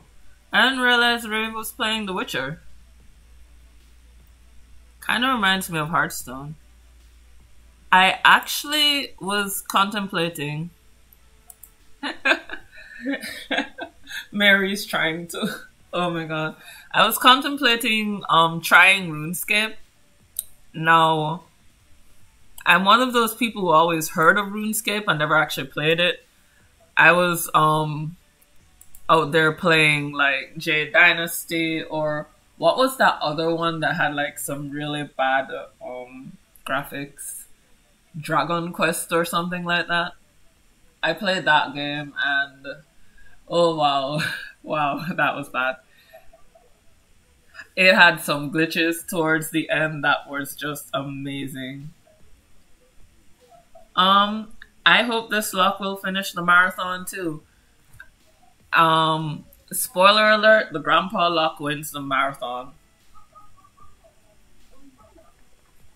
And the reason the Grandpa Luck wins the marathon is anyone who's ever done a 5K, not to win it, but just to participate in it, will realize that about midway through the marathon, a bunch of elderly people run past you at the, and I don't mean walk or jog, they run past you at the speed of sound, and there's no feeling quite like being a young person and having someone twice your age sprint past you as you're dying for air. How do you watch 2.5 streams? Wait, what's a half stream? Is the stream like half there? Is it half in the middle? I'm not quite sure.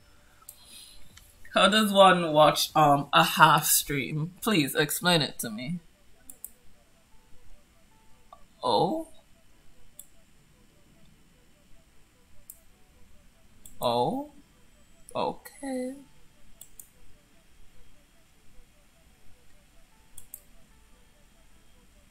Okay. Oh, they paused it. Okay. You can pause a stream? Well, yeah, you can pause a stream. I've done it.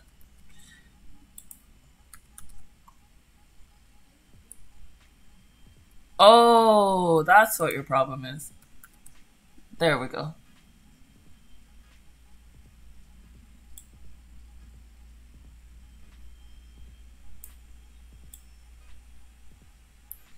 Okay, so now I've finally gotten to my favorite part. I'm gonna bend the legs now. So I played with several different ways of doing this with the other one, and the best way I found was actually just to use the puppet tool. So I'm gonna use what is the puppet position pin tool. I'm gonna grab that and I'm gonna just drop 3 pins in there. So 1 and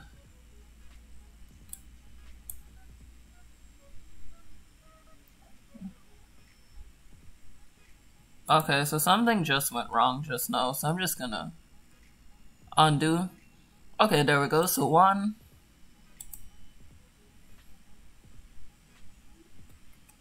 It's not letting me, so I'm gonna save.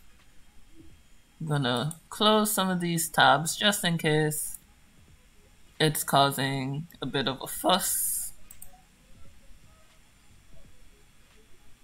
And we're gonna try this again. So right now I don't need any of these to be open, so I'm gonna just shift, close them. I'm gonna select these and lock them. Oh no, that's the wrong one. Lock them. And I'm just gonna work with the leg. I'm gonna select that puppet pin tool. 2, 3. There we go. Now it works. I don't know why. My only guess is probably that the shapes overlapped, and so the pin was having a hard time finding where the tool was supposed to be. I'm gonna switch to the position tool to move the pin around, but just to show you guys what the puppet tool does. So it kind of just turns your drawing into a stretchy piece of elastic held together by pins. So Control Z.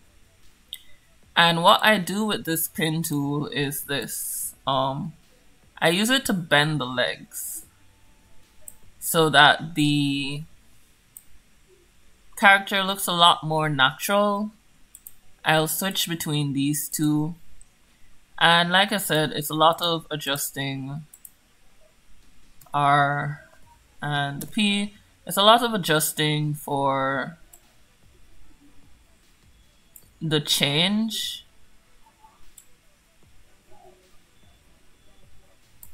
Just like that. And so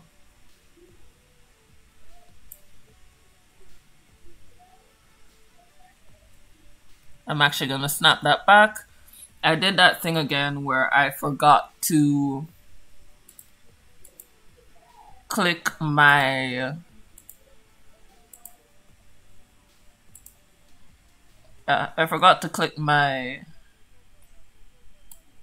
original positioning, and I remember making a video warning people about that. Always click your original positioning.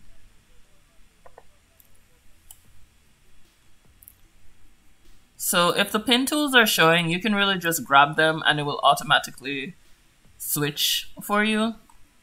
So you don't have to think too hard about what you're doing. So like that.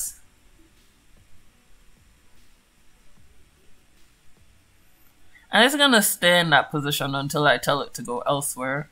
So what I'm gonna do now is unlock everything else. Close that.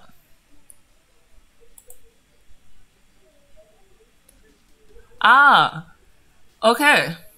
So, concerning computer juice, I'm actually going to switch to here and zoom all the way in. Whenever you see me animating these guys, you see that right there in his hand? That is the computer juice. Right there. That right there. In full pixelated glory. I'm not quite sure what I'm gonna do with that animation, but I know maybe he'll spill it, maybe it will explode, maybe it will start smoking. I'm not quite sure. Maybe it will get a teacup like that emoji in Raves. Yeah. Yeah, maybe we'll get an emoji. Like Rave's emoji, the one with like the deadpan face that has a teacup that's making the same face. I don't know. I'm thinking about it. So there's that. And I'm gonna switch back to the female runner now. So that's what that looks like. So now the foot looks like that. But we're not really going to concern ourselves on that just yet. Going to hit R and P. And we're going to go to the left leg. Going to go in here. Click that. And yep.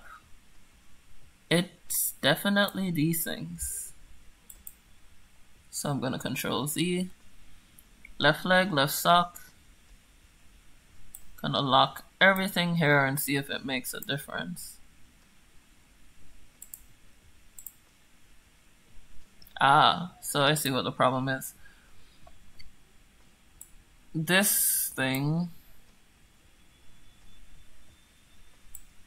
is making itself known. So I'm just gonna lock everything. Go back to our hiding position and I should be able to see, now I have complete access to this leg. So I'm gonna come back here. I won't make the same mistake again. I will click my 3. There we go. We'll click my stopwatches So X and V, X and V. We'll click my stopwatches. I will move to the very next position, which is this one. And then I will grab this and move this here. It looks kind of rubbery. That's because I'm doing rubber hose animation. Apparently you have to squish cats to make them friendly. You have to be very careful with how you squish cats though, because they can go from friendly to unfriendly in, well, you'll know. Anyone who's ever made a cat go unfriendly to them knows how fast the cat changes its mood. But yes, cats are little squishy, stretchy balls of fluff. Ooh, okay. So, on that note, I'm just gonna unlock this. I'm gonna switch to this leg. Hit the thing just to make it come up and come back here. Now the reason I don't have to hit my how do I put this? The reason I don't have to keep hitting the stopwatch now is now that it knows that frames are there, every time I make a change, it's gonna create a keyframe for it. So every time I create a change in this, it's gonna create a keyframe, but the first one, I have to make sure I hit it. Oh, you're lucky. The only time cats and I get along is when it's nap time. But I like cats. They are cute. I just don't think I could ever have one, because the moment it sits on my laptop, we'd have a relation and ending discussion. My laptop and I are like babies, and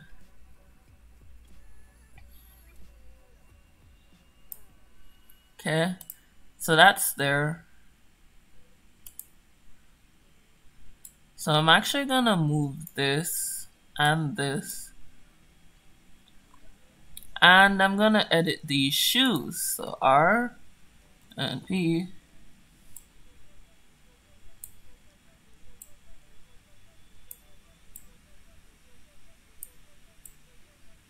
There we go. Yeah, she looks like a cool cat, doesn't she?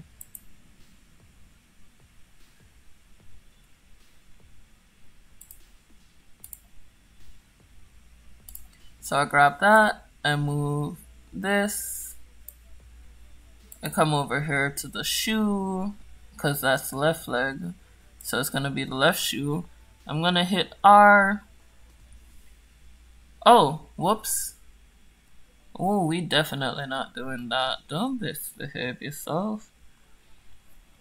So, what you're gonna notice, or I don't know if you've noticed, is that the timing of the knees is gonna be the exact opposite of the timing of the legs. Smoosh. Yep. Yeah.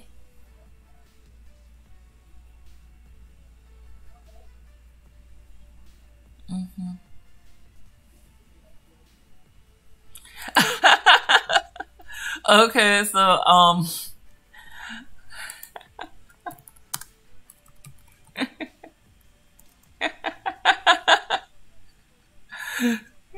so I caught somebody in the middle of saying my stream is loud. I caught you.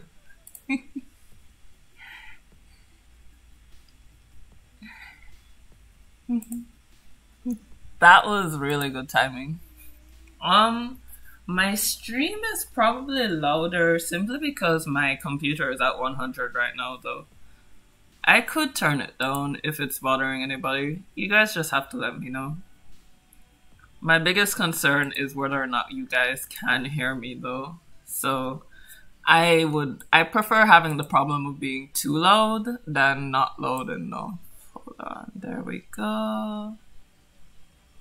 Perfect. Alright, so I'm just gonna play the test animation. Okay. Her run is really strange, but I don't dislike it. Her knees are always bent.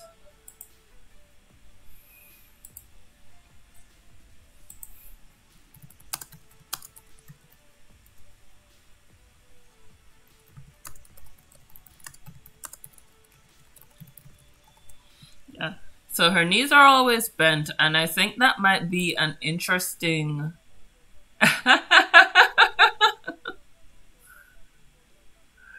Yeah, I think that might be an interesting, how the person is like, ooh, who point them out?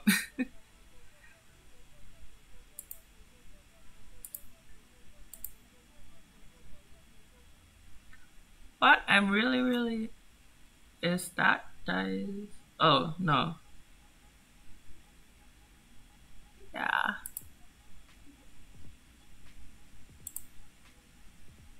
Okay. Thank you for that. So, how do you guys feel about having her run, or having her have one of those runs that are really, you ever seen people run with their feet just always bent? How do you feel about her having that kind of run? Like that always feet bent sort of run. The other animation I did, and I will zoom in on it so you guys can see it. The other animation I did doesn't have that kind of run. See? He definitely goes from straight to bend, but I'm thinking just to give it a little bit more variety, I could make her run a little bit more bendy. Maybe she doesn't go up and down as much. Just to make it a little bit more interesting to look at instead of you looking at the same movement on 3 different characters. Tell me, what do you think? And if you have any questions about this process, let me know. There. Alright, so I'm just gonna click into here now, position on that. And what I love about streaming is that I can make this thing as small as humanly possible. And all I have to do is zoom in and you guys can see it. I'm just joking though, I don't actually need that much space.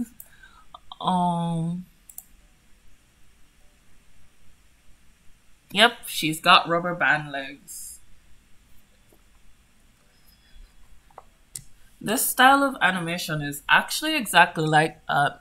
I really want to get to the sort of stuff that they did with Mickey Mouse, but gotta make sure I get my bearings down right the first time so that I don't end up losing myself. Okay, you are here, but you are there, and I don't like that. So, where are you?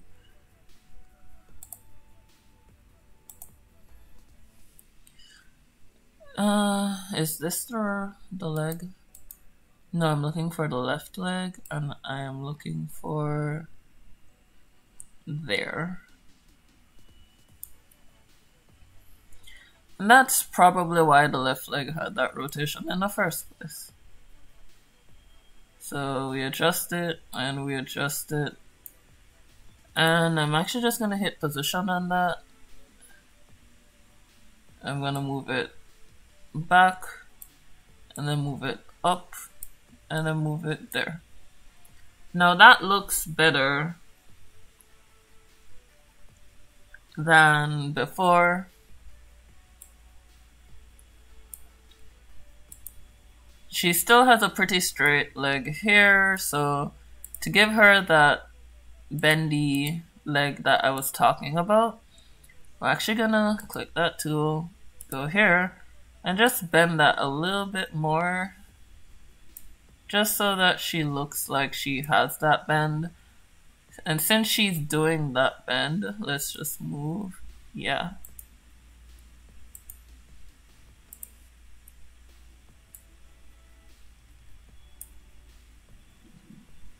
Go back.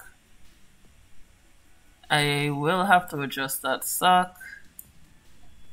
Move that shoe. Where's the shoe? There we go. That's definitely it.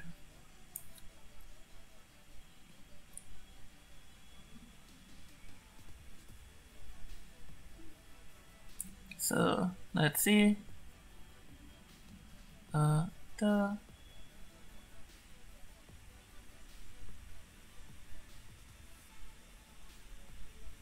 Okay, so definitely around here, the animation starts looking a bit crazy.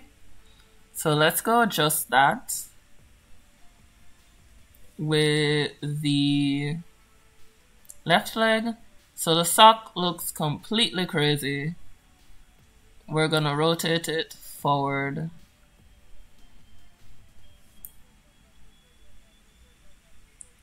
And we're gonna adjust the positioning of that sock.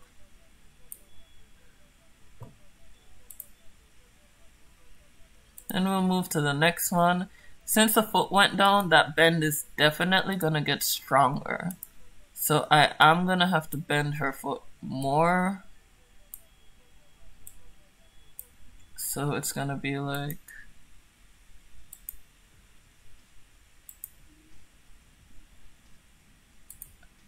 let's move that shoe. That shoe is against the universal order. That's what it is. And let's do R. Grab that leg. It's not looking too right, so adjusting the leg again. Sock. Let's go back to the sock.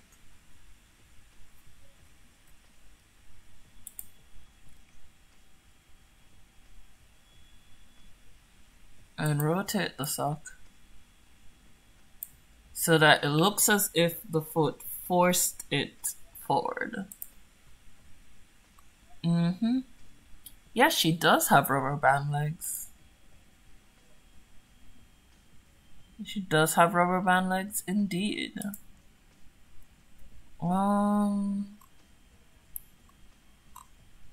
Okay, let's see. Alright, so file and save. So let's go here. Okay, I expected that in the latter half of the animation it goes crazy, but the first half looks pretty good, so I'm actually just gonna come here, do that, and just see the first half. And that's how... So she does have that bow-legged run. Oh, I finally remembered what it was called. Bow legs. So she has a bow-legged run. So our grandfather is the picture of health. Our female runner has bow legs. And I'm not sure what we're going to do with our male runner, but Bun Bun did suggest the Naruto run. So what I'm going to do off stream is draw what that's gonna look like on a square, because it's not as simple as you think it is. So I started a thing and I think it will work.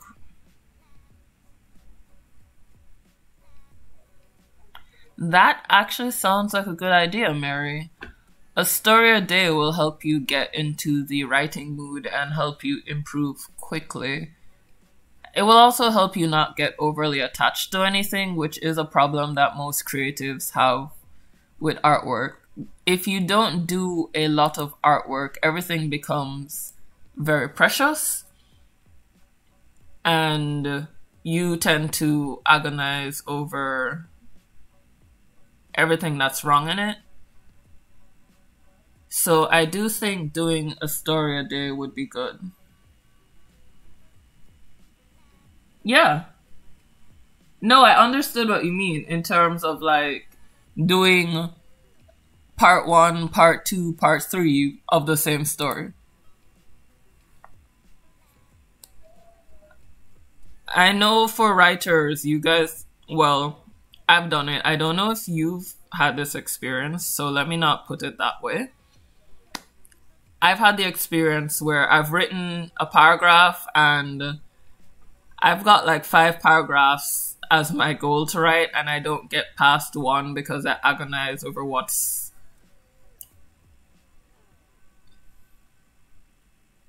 Okay, I'll put what I already made in a doc and update it daily. Yeah, that can totally work. Let's see here.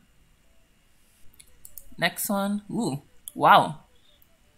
Ooh, over here looking like you got broken ankles, girl. What's going on? Jeez. Oh my goodness. Do you see this? Look at these broken ankles. Tell me something's not wrong with that. Looks like she got broken ankles. Isn't she? Look over here looking like she got broken ankles. Doesn't she?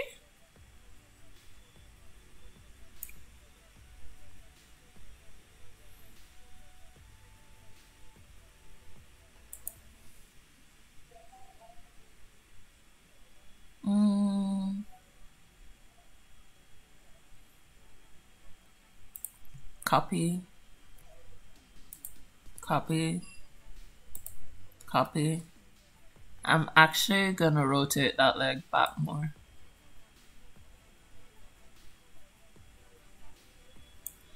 And with that shoe, I'm going to hit the shoe layer and rotate that as well.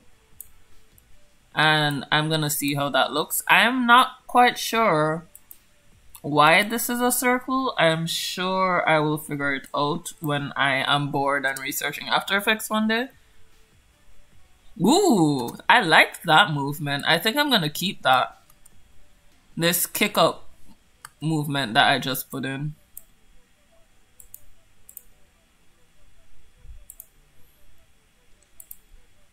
I get really excited about little movements. I'm looking forward to seeing your daily updates, Mary. I really am. And it will help me read more if I know exactly which document to go to. I'll just put it in my schedule. Can I ask a question? How do you guys pronounce schedule? Is it schedule or schedule for you? I've heard so many different pronunciations of the word, and it's kind of messing with me. My OCD is if she's trying to break dance.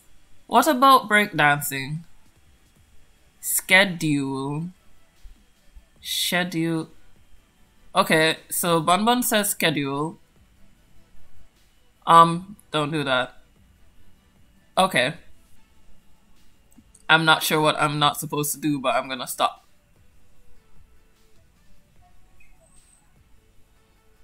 I'm not quite sure what's going on in the chat section, but I'll wait till you guys sort it out before I attempt to pronounce anything that's being typed in there. Because now I'm getting concerned about what you guys are typing. Like, oh, I'm doing it again. No likes. Okay, so we have a nice talk. There we go. See, that wasn't so bad. Left shoe. P.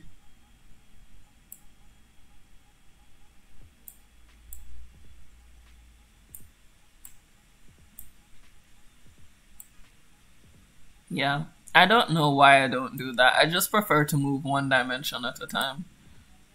I suddenly forgot English. It's okay.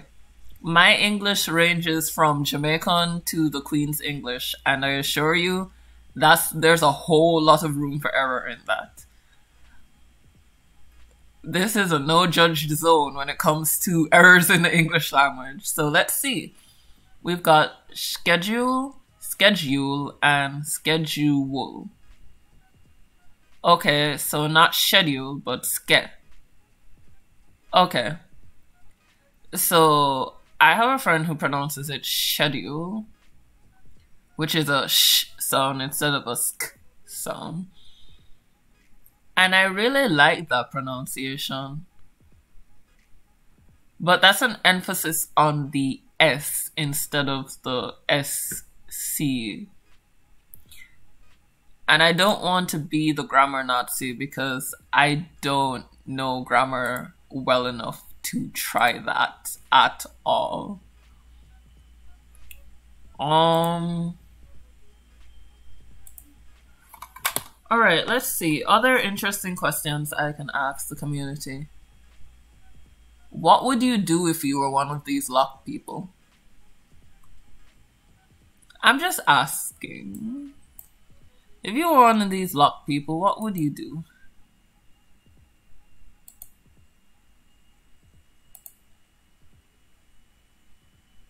This shoe.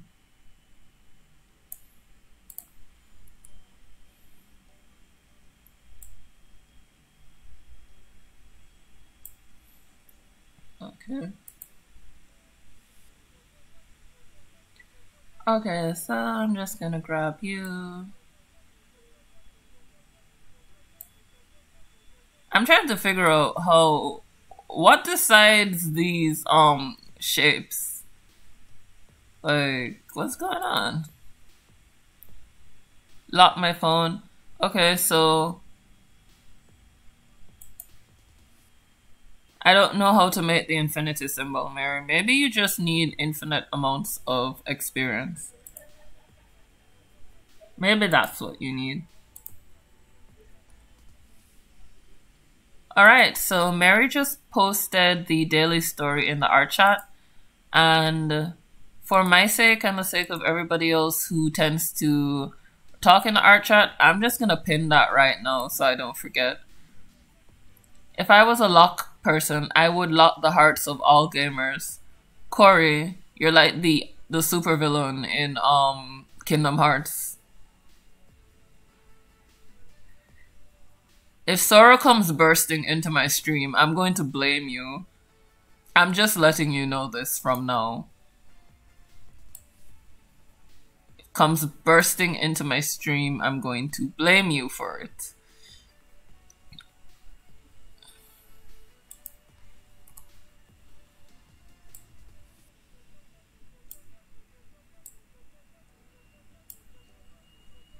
Okay, let's test this again. I can already see this first pose is really, really bad.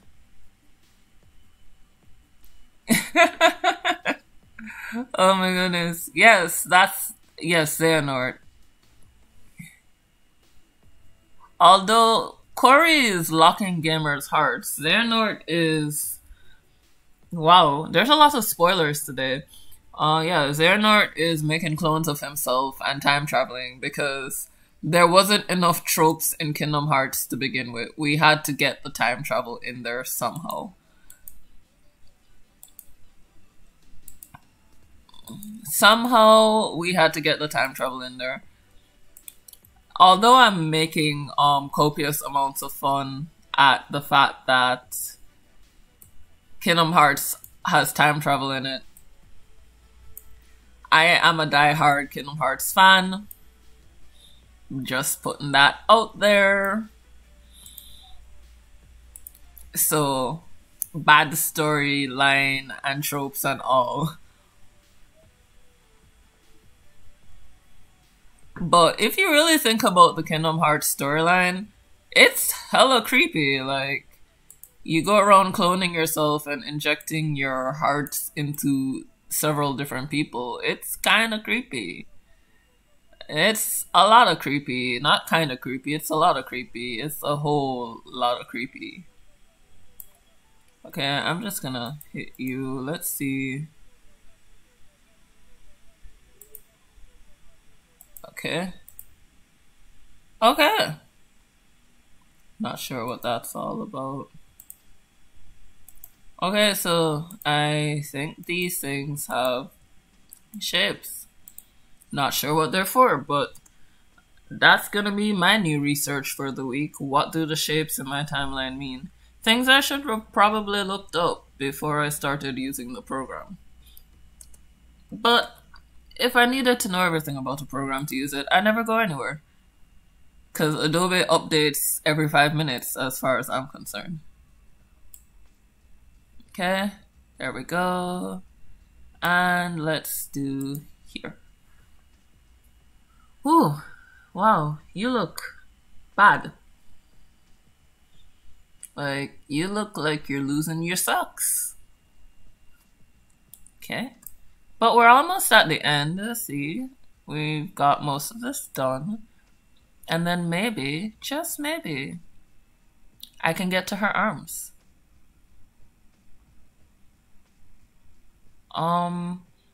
Just letting you guys know, run cycles don't usually take this long. This is just because it's me and I am very new to this.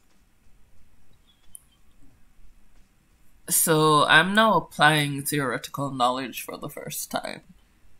I'm pretty sure the average animator can get a run cycle done in way less time than I'm doing now.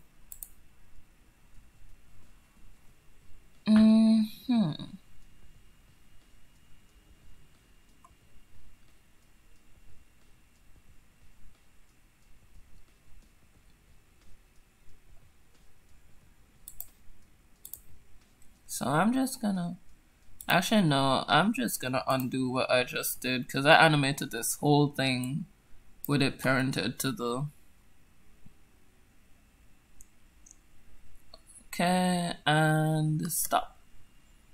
Alright, so we did like so.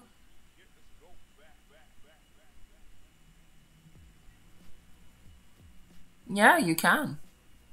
Go right ahead. But I'm just gonna say that if you post future plans, people might not want to read the story, so I would just work on the story. Okay.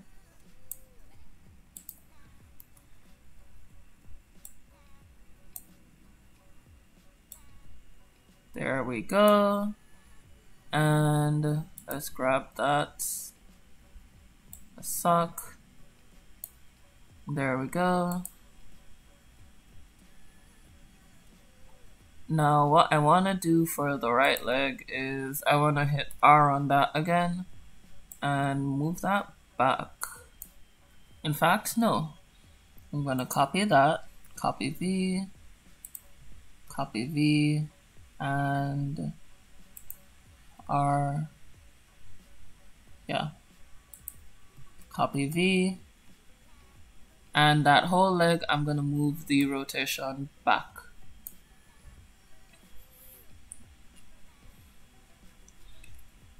So,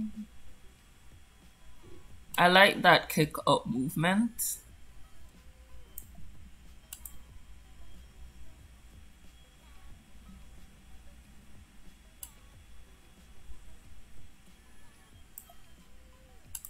Okay, so we're there. That looks good. Another one that looks like it forgot her ankles. Let's go here. And just rotate the entire shoe. Whoops. In fact, I think I need to rotate that shoe further in the other direction. And rotate that sock. And grab the shoe positioning and move it to the left. There we go. Now I'm going to grab the left shoe and rotate the whole shoe that way. Just going to grab the shoe and move it there. Grab that sock, and now it looks fine-ish. So we're here. I want to take the left leg all the way back up. And then I want to, with that sock, rotate it forward. And we're good.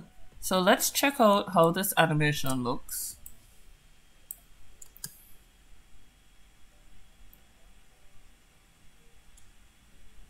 Okay, so that little jump is... yeah, that little jump is right where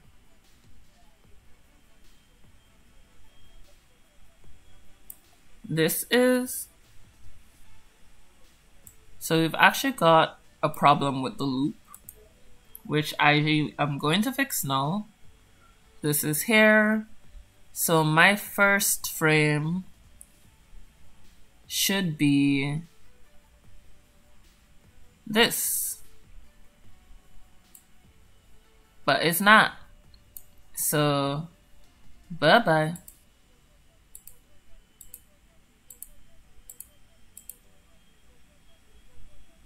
And what I'm gonna do is move to this frame, copy V, copy V, copy V, and copy V. I'm gonna select Shift P and R just to make sure I got all those frames down. Gonna get rid of them. Whoops. Just get rid of them, make sure they're not there in the slightest. Move forward. That's one frame. Move forward, that's another frame. And then I'm gonna grab all of this, move it down. So your first frame and your last frame should match. So it does match. Copy V, copy V.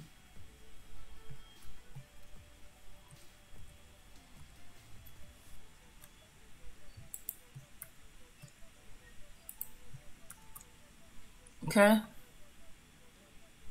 That's the leg. Copy. V. And copy V. And copy V. Alright, so it's still giving me a bit of problems with the sock, so I'm just gonna rotate that way.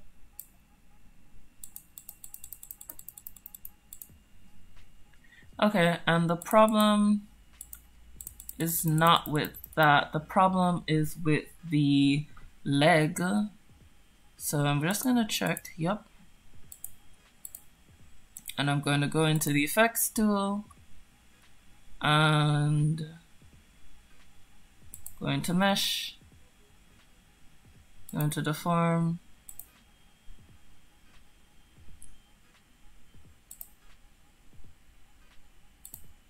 and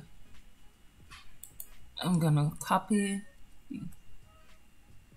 and there. Now it makes sense as to why that sock looked like that. Copy V. And now I should be able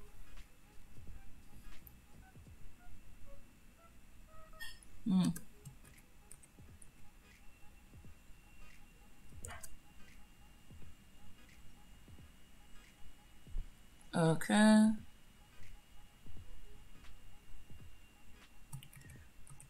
Okay, that's not working. I'm going to undo it until I have positions again.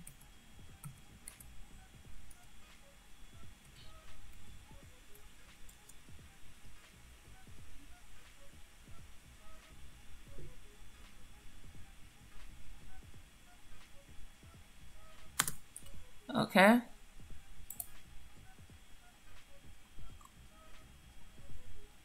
And save. I'm having more problems, but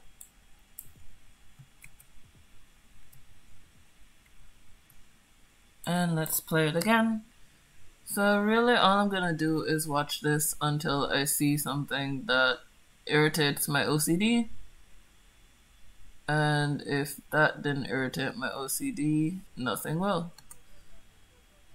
So there's a real hitch right here, where it goes here and then it goes here. So that shoe is doing the hardest job. I think it's that shoe, yep.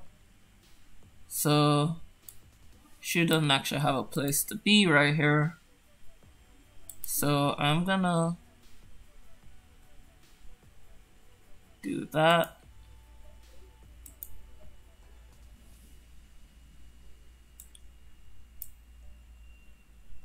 And move it.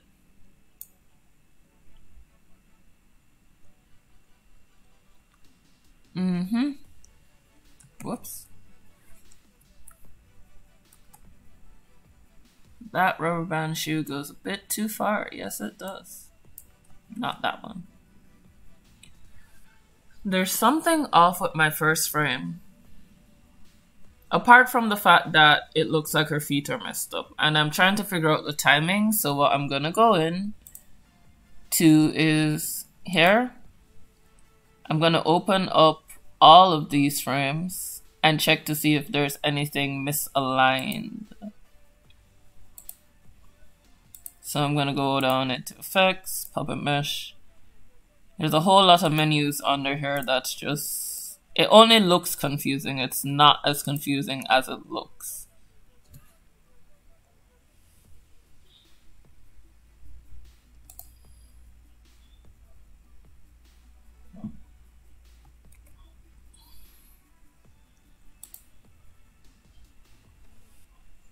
Yep, little rubber band girl is going way too far.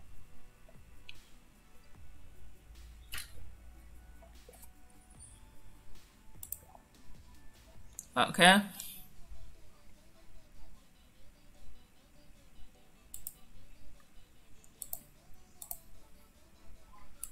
Alrighty then.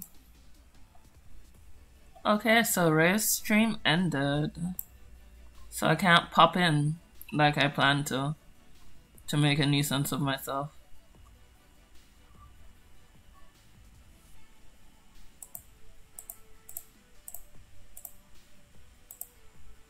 Yeah.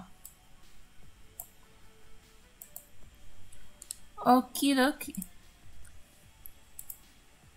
There we are.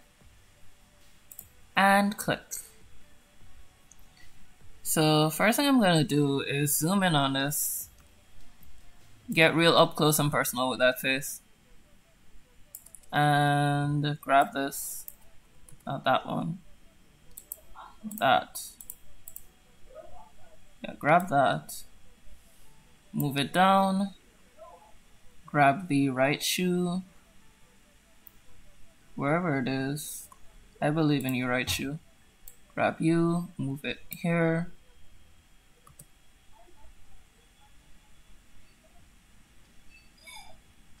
Okay. So it's all well and good until I hit there. So what I'm gonna do is go to the last frame. Right before here. Too close. And since this frame and the first frame is the same, I'm gonna end one frame before that. And see how that looks. Okay, that's a lot smoother.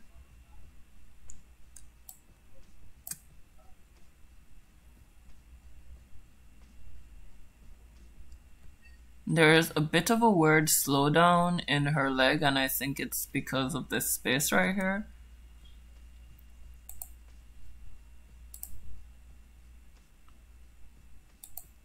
So, done that. Now she's running.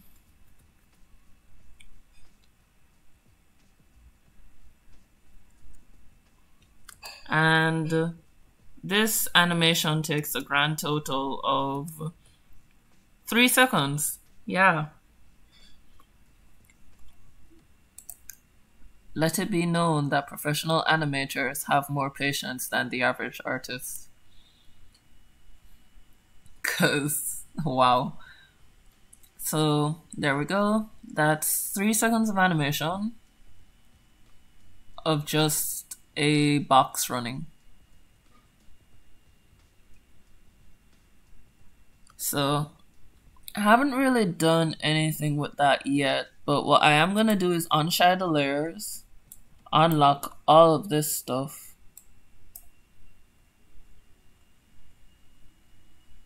and then I'm going to just select everything. I just want to close it because I'm just gonna do something that is, I'm gonna unparent the right leg from the skin and unparent the left leg from the skin. And there should be a stroke here. Let's see. Yep, the stroke is parented to the skin. Just wanted to make sure of that. And testing to make sure I parented all of this correctly. Okay, what is something parented to that it shouldn't be parented to that's causing this to move?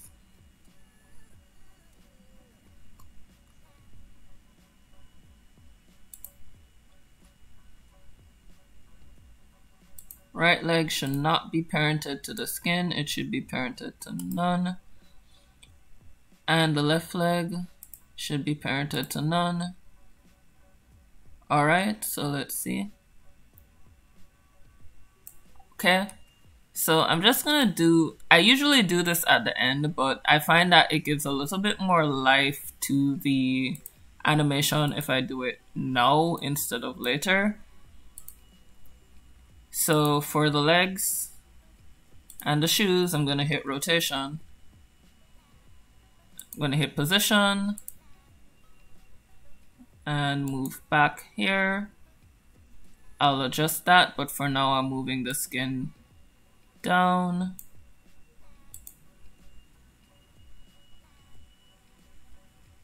And copy V. Maybe a little bit more down than that. Move down, down, down.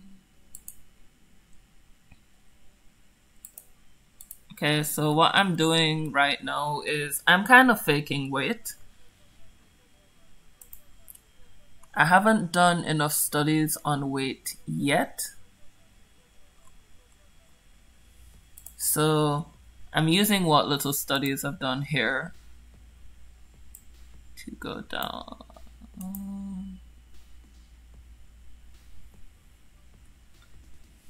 So there we go. V. Let's move that a little bit more up.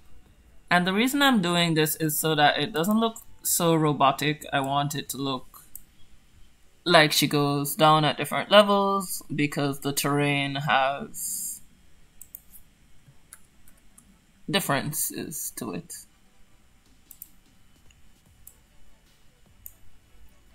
And what that looks like so far is this. So now it looks like she's being affected by her legs instead of just being a standing stickman. So we do that. Is a leg. We're gonna copy it again. In fact, I'm gonna put you a little bit higher up on that one.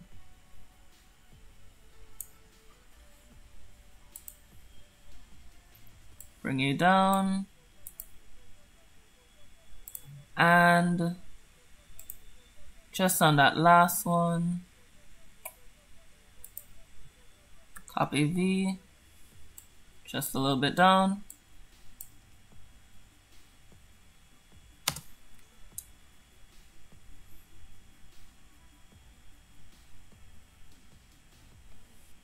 Okay, so for that last one, I don't like how it looks, so what I'm gonna do is move that, copy V, and hit.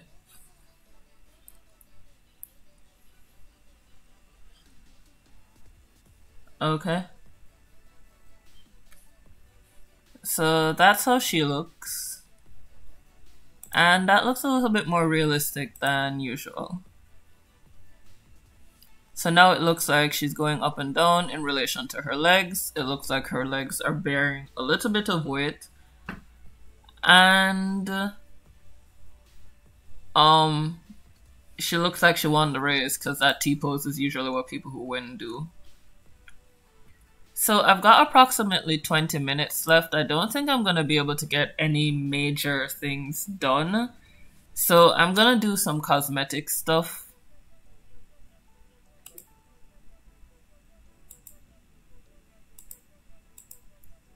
Yeah, I'm going to do some cosmetic stuff, which is going to be in her face and with her headband. So I just did the skin. I'm gonna get the headband, lip, and the mouth. And I'm also gonna get the nose. So I'm just doing some little cosmetic details right now. Nothing. For the nose, I'm gonna need a scale. For the headband, I need position. For the mouth and the... Actually, I only need the mouth right now. I don't need the lip, because the lip is parented to the mouth. And so what I'm gonna do is I'm gonna make the nose bigger and smaller to indicate heavy breathing, and just do some little cosmetic details in animation for the next 20 minutes.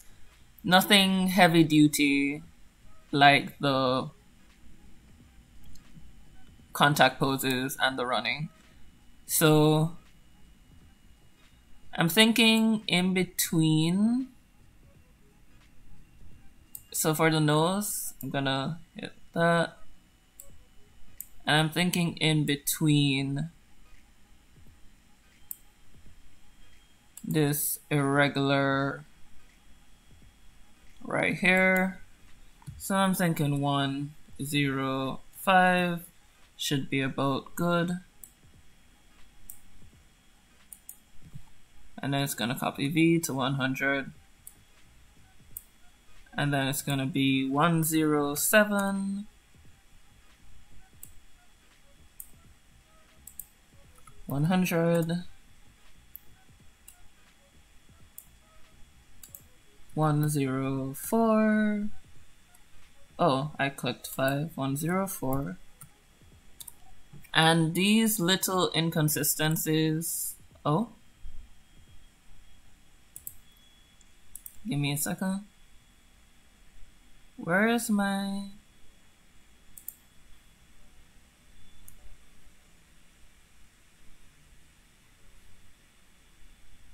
Okay. Yay. Alright, so these little inconsistencies are what make the animation a little bit more realistic. You barely see them, but your eyes do pick up on them. And so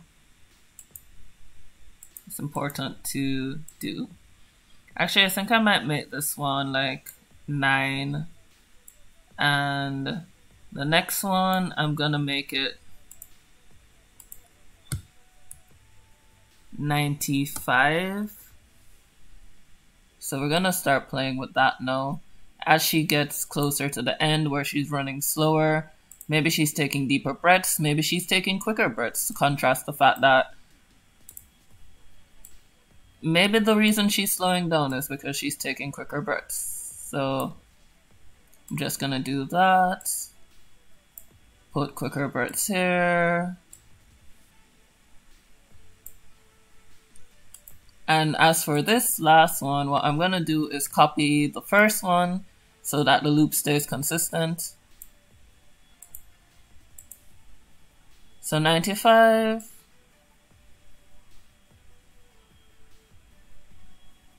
104. 99. 105. 95.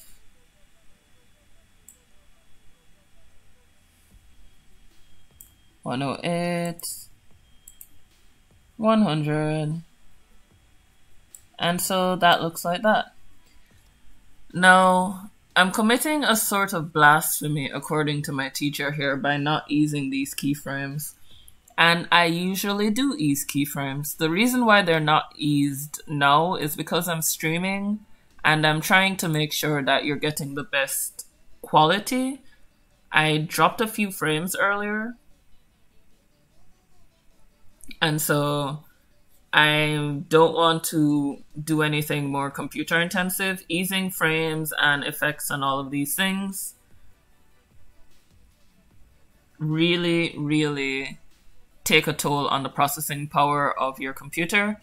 So I'm avoiding that for now. The final version will probably be eased. So now that I've done the nose, I'm gonna hide that layer and go to the headband. Whoops. And the headband is positioned. I'm gonna do the same positioning as the skin. And actually, let's go here. Instead of parenting it to the eye, I'm gonna parent these to the headband and save myself some trouble. So I'm gonna go here, and you're gonna see why I parent them to the headband soon. Because I'm going to move this up and down. And what I want to do is I want to adjust the position of these eyelashes right under the headband. So let's go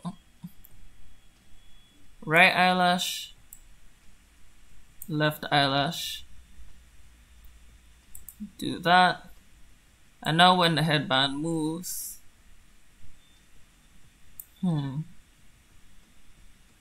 they move as well.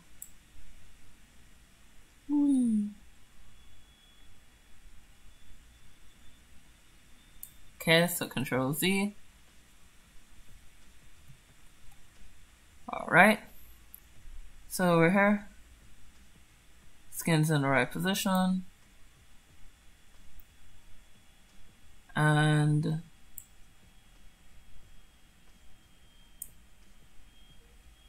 I'm probably gonna do some puppet tooling to those eyelashes just to make them look less static.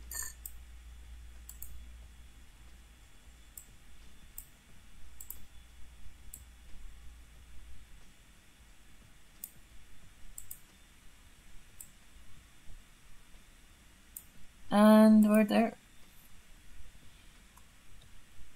So, moving to the next. So this is again just repetitive stuff. I don't know if you guys want to talk about anything else. I am fresh out of topics. Actually, no, I'm not fresh out of topics. I'm wondering what dinner is gonna be. And I'm also wondering... Oh, so I live next to a beach, right? And yes, that's my accent. I've come to accept the fact that that word will always sound like that. I live next to a beach, and I'm thinking of... there we go. I'm thinking of doing a giant sand drawing. All I really want is a rake, and we'll see how that's gonna work. So I'm gonna go out into the cold and play in the sand for a few hours. Not now because the sun's gone, but probably within the next few days, go to somebody's house, run off with a rake, and I'll probably return the rake afterwards. assuming they don't lock wherever I take the rake from. Um, just letting you know, I'm joking. I'm not gonna take somebody's rake. I actually asked my friends earlier today if they had a rake I could borrow. And so, there we go. So we've got her looking like this. Headband bouncing, nose breathing, all of these wonderful things. So I'm gonna get rid of the headband now, and we're gonna start with the mouth. Now, for the mouth, I'm gonna need the position and the scale, because I'm gonna do two types of animation with this. I'm going to do a sort of breath puffing out sort of animation. And I probably should have done this when I had the nose, so I'm gonna go get back the nose. Should be in sync with the nose. And there we go. So the scaling of the mouth, I'm gonna put it in sync with the nose, because those two organs are connected. And yeah, I can probably. I think I'm just gonna take these values.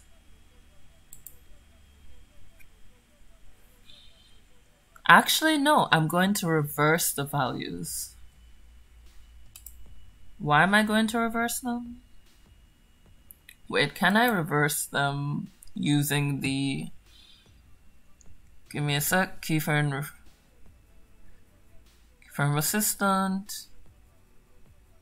Okay, so I'm gonna give them the same values, and then I'm going to time reverse the values. And we're gonna see how that looks. What I'm trying to get is the effect of, you know what, I'll just do it right the first time. What I was gonna try and get is the effect of breathing in and out.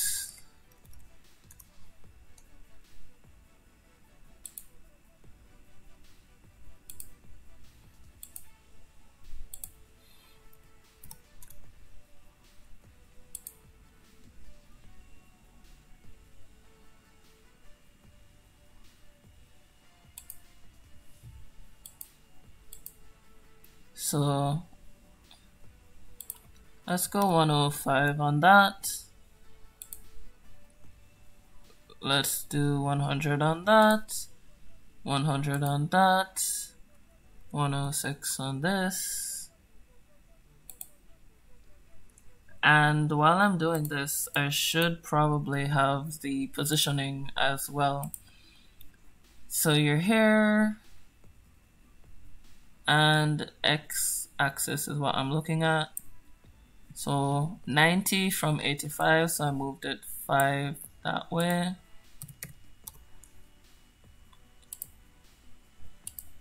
Gonna move it back to 85.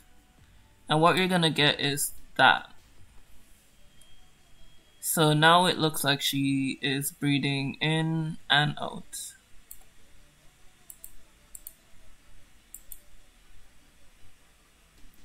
I'm just gonna hit save again.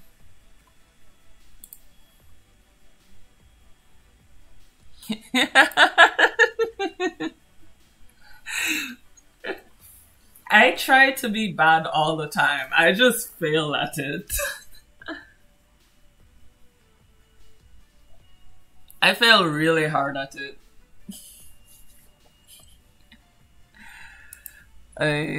I'm just not. It doesn't work out for me. Alright, so now I'm gonna go over into nose, tone, hair, and do 85. So what we're gonna do is just gonna zoom out so you can see it.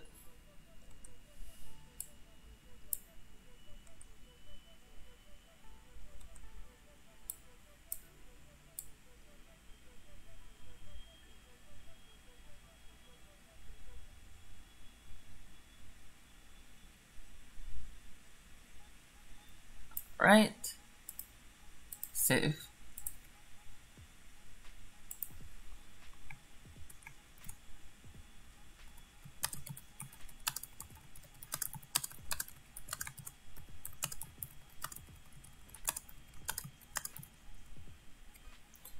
Yeah. So as I was saying, I'm always trying to be bad. I'm just really, really bad at it. In fact, you might say I'm succeeding in being bad, just at the wrong thing. So we're gonna go here. And this next one is definitely gonna be 100. And we move here. 105. Here. 100. Here. 107. Here. 100. Here. 104. Over there. 100. Here. 108. Here. 100. And then here, whatever this first one is, which is 100. So copy V. So I did all of that. Let's come here.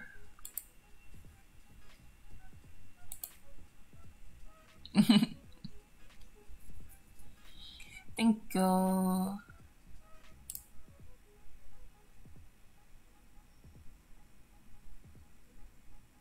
Alright. So I've got 5 minutes left in animation, so I'm gonna quickly do this so I can play it and see where we at. So 90, 85,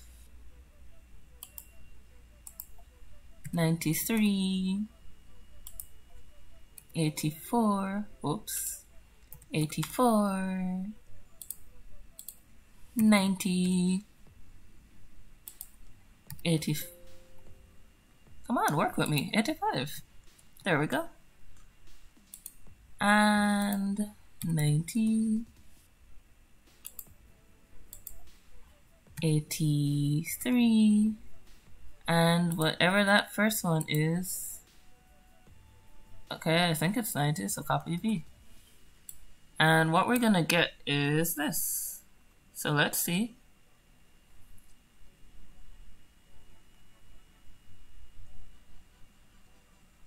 Alright, so now, since this is the final run through,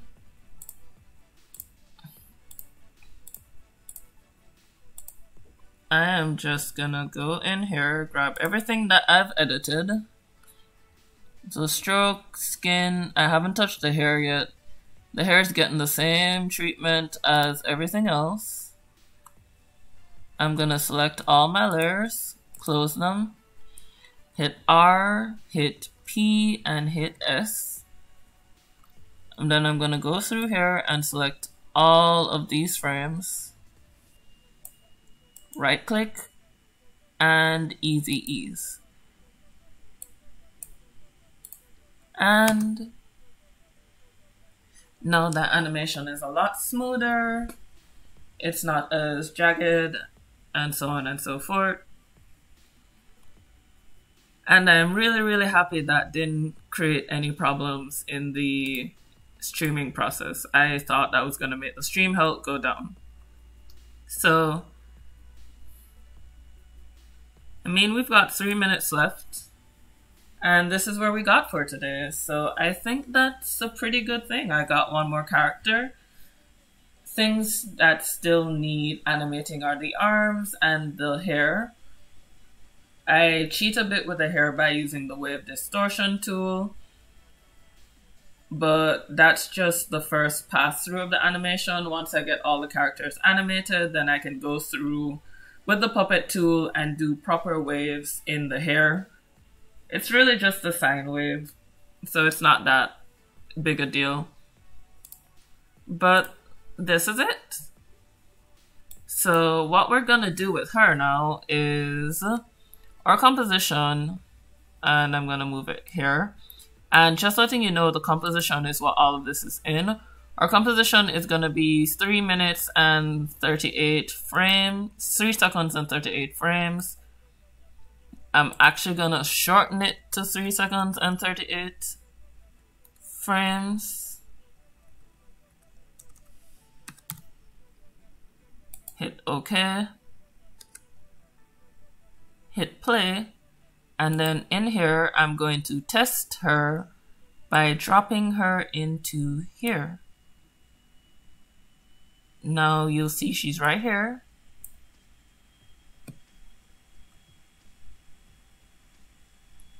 And all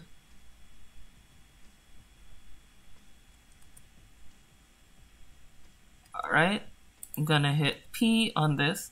Now what I've done is I've dropped the composition into another composition. For those of you who are not familiar with After Effects, I've dropped it into another composition. And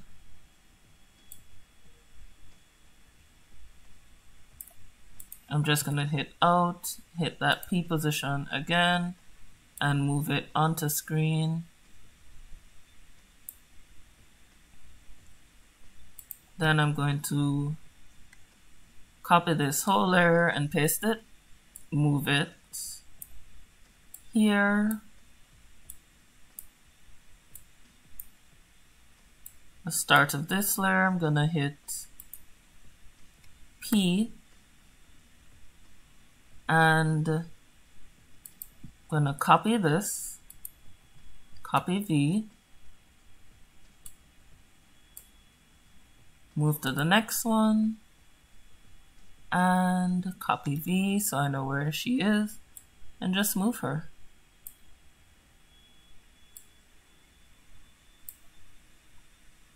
And then, yeah, just move her.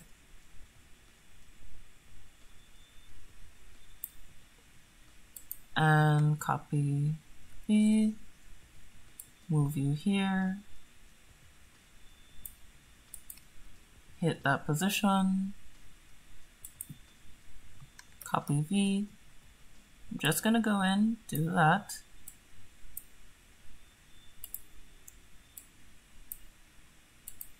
I have to make sure that these two overlap. And then we go here, get that position, and move her off screen. And what we get is this. I don't know how it's gonna look.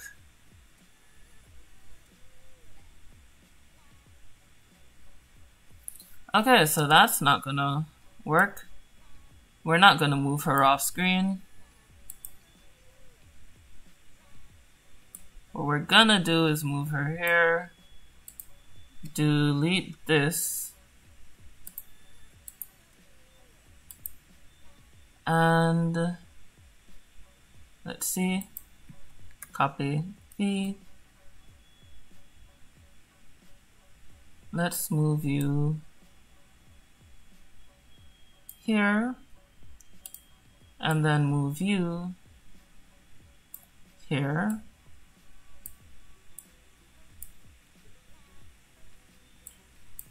And this is what we've ended up with for today. So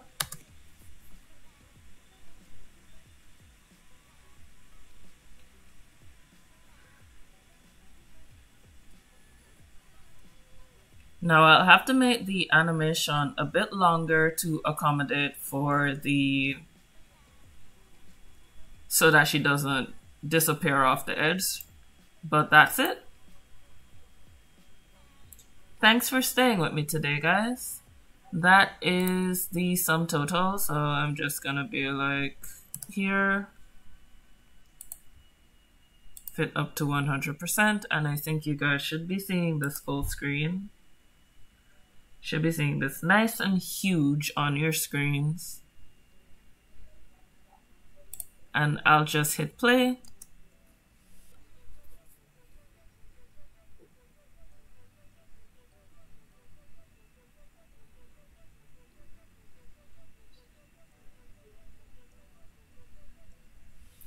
Alright, and that's that.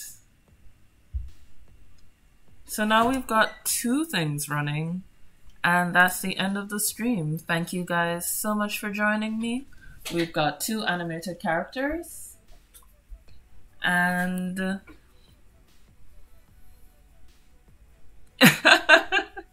yeah, that's how it feels when old people run past you in a marathon.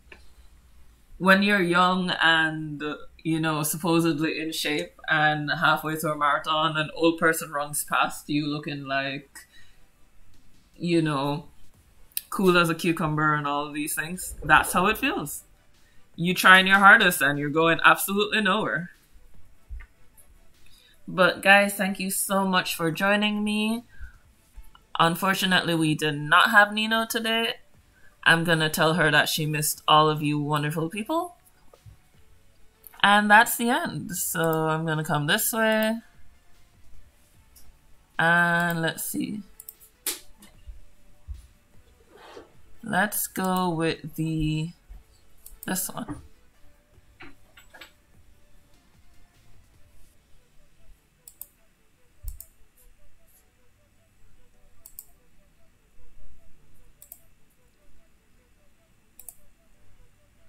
There we go.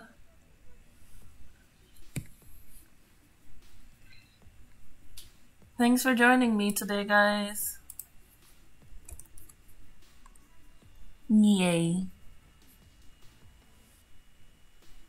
Bye-bye. Where's my hugs? Ah! No. There we go.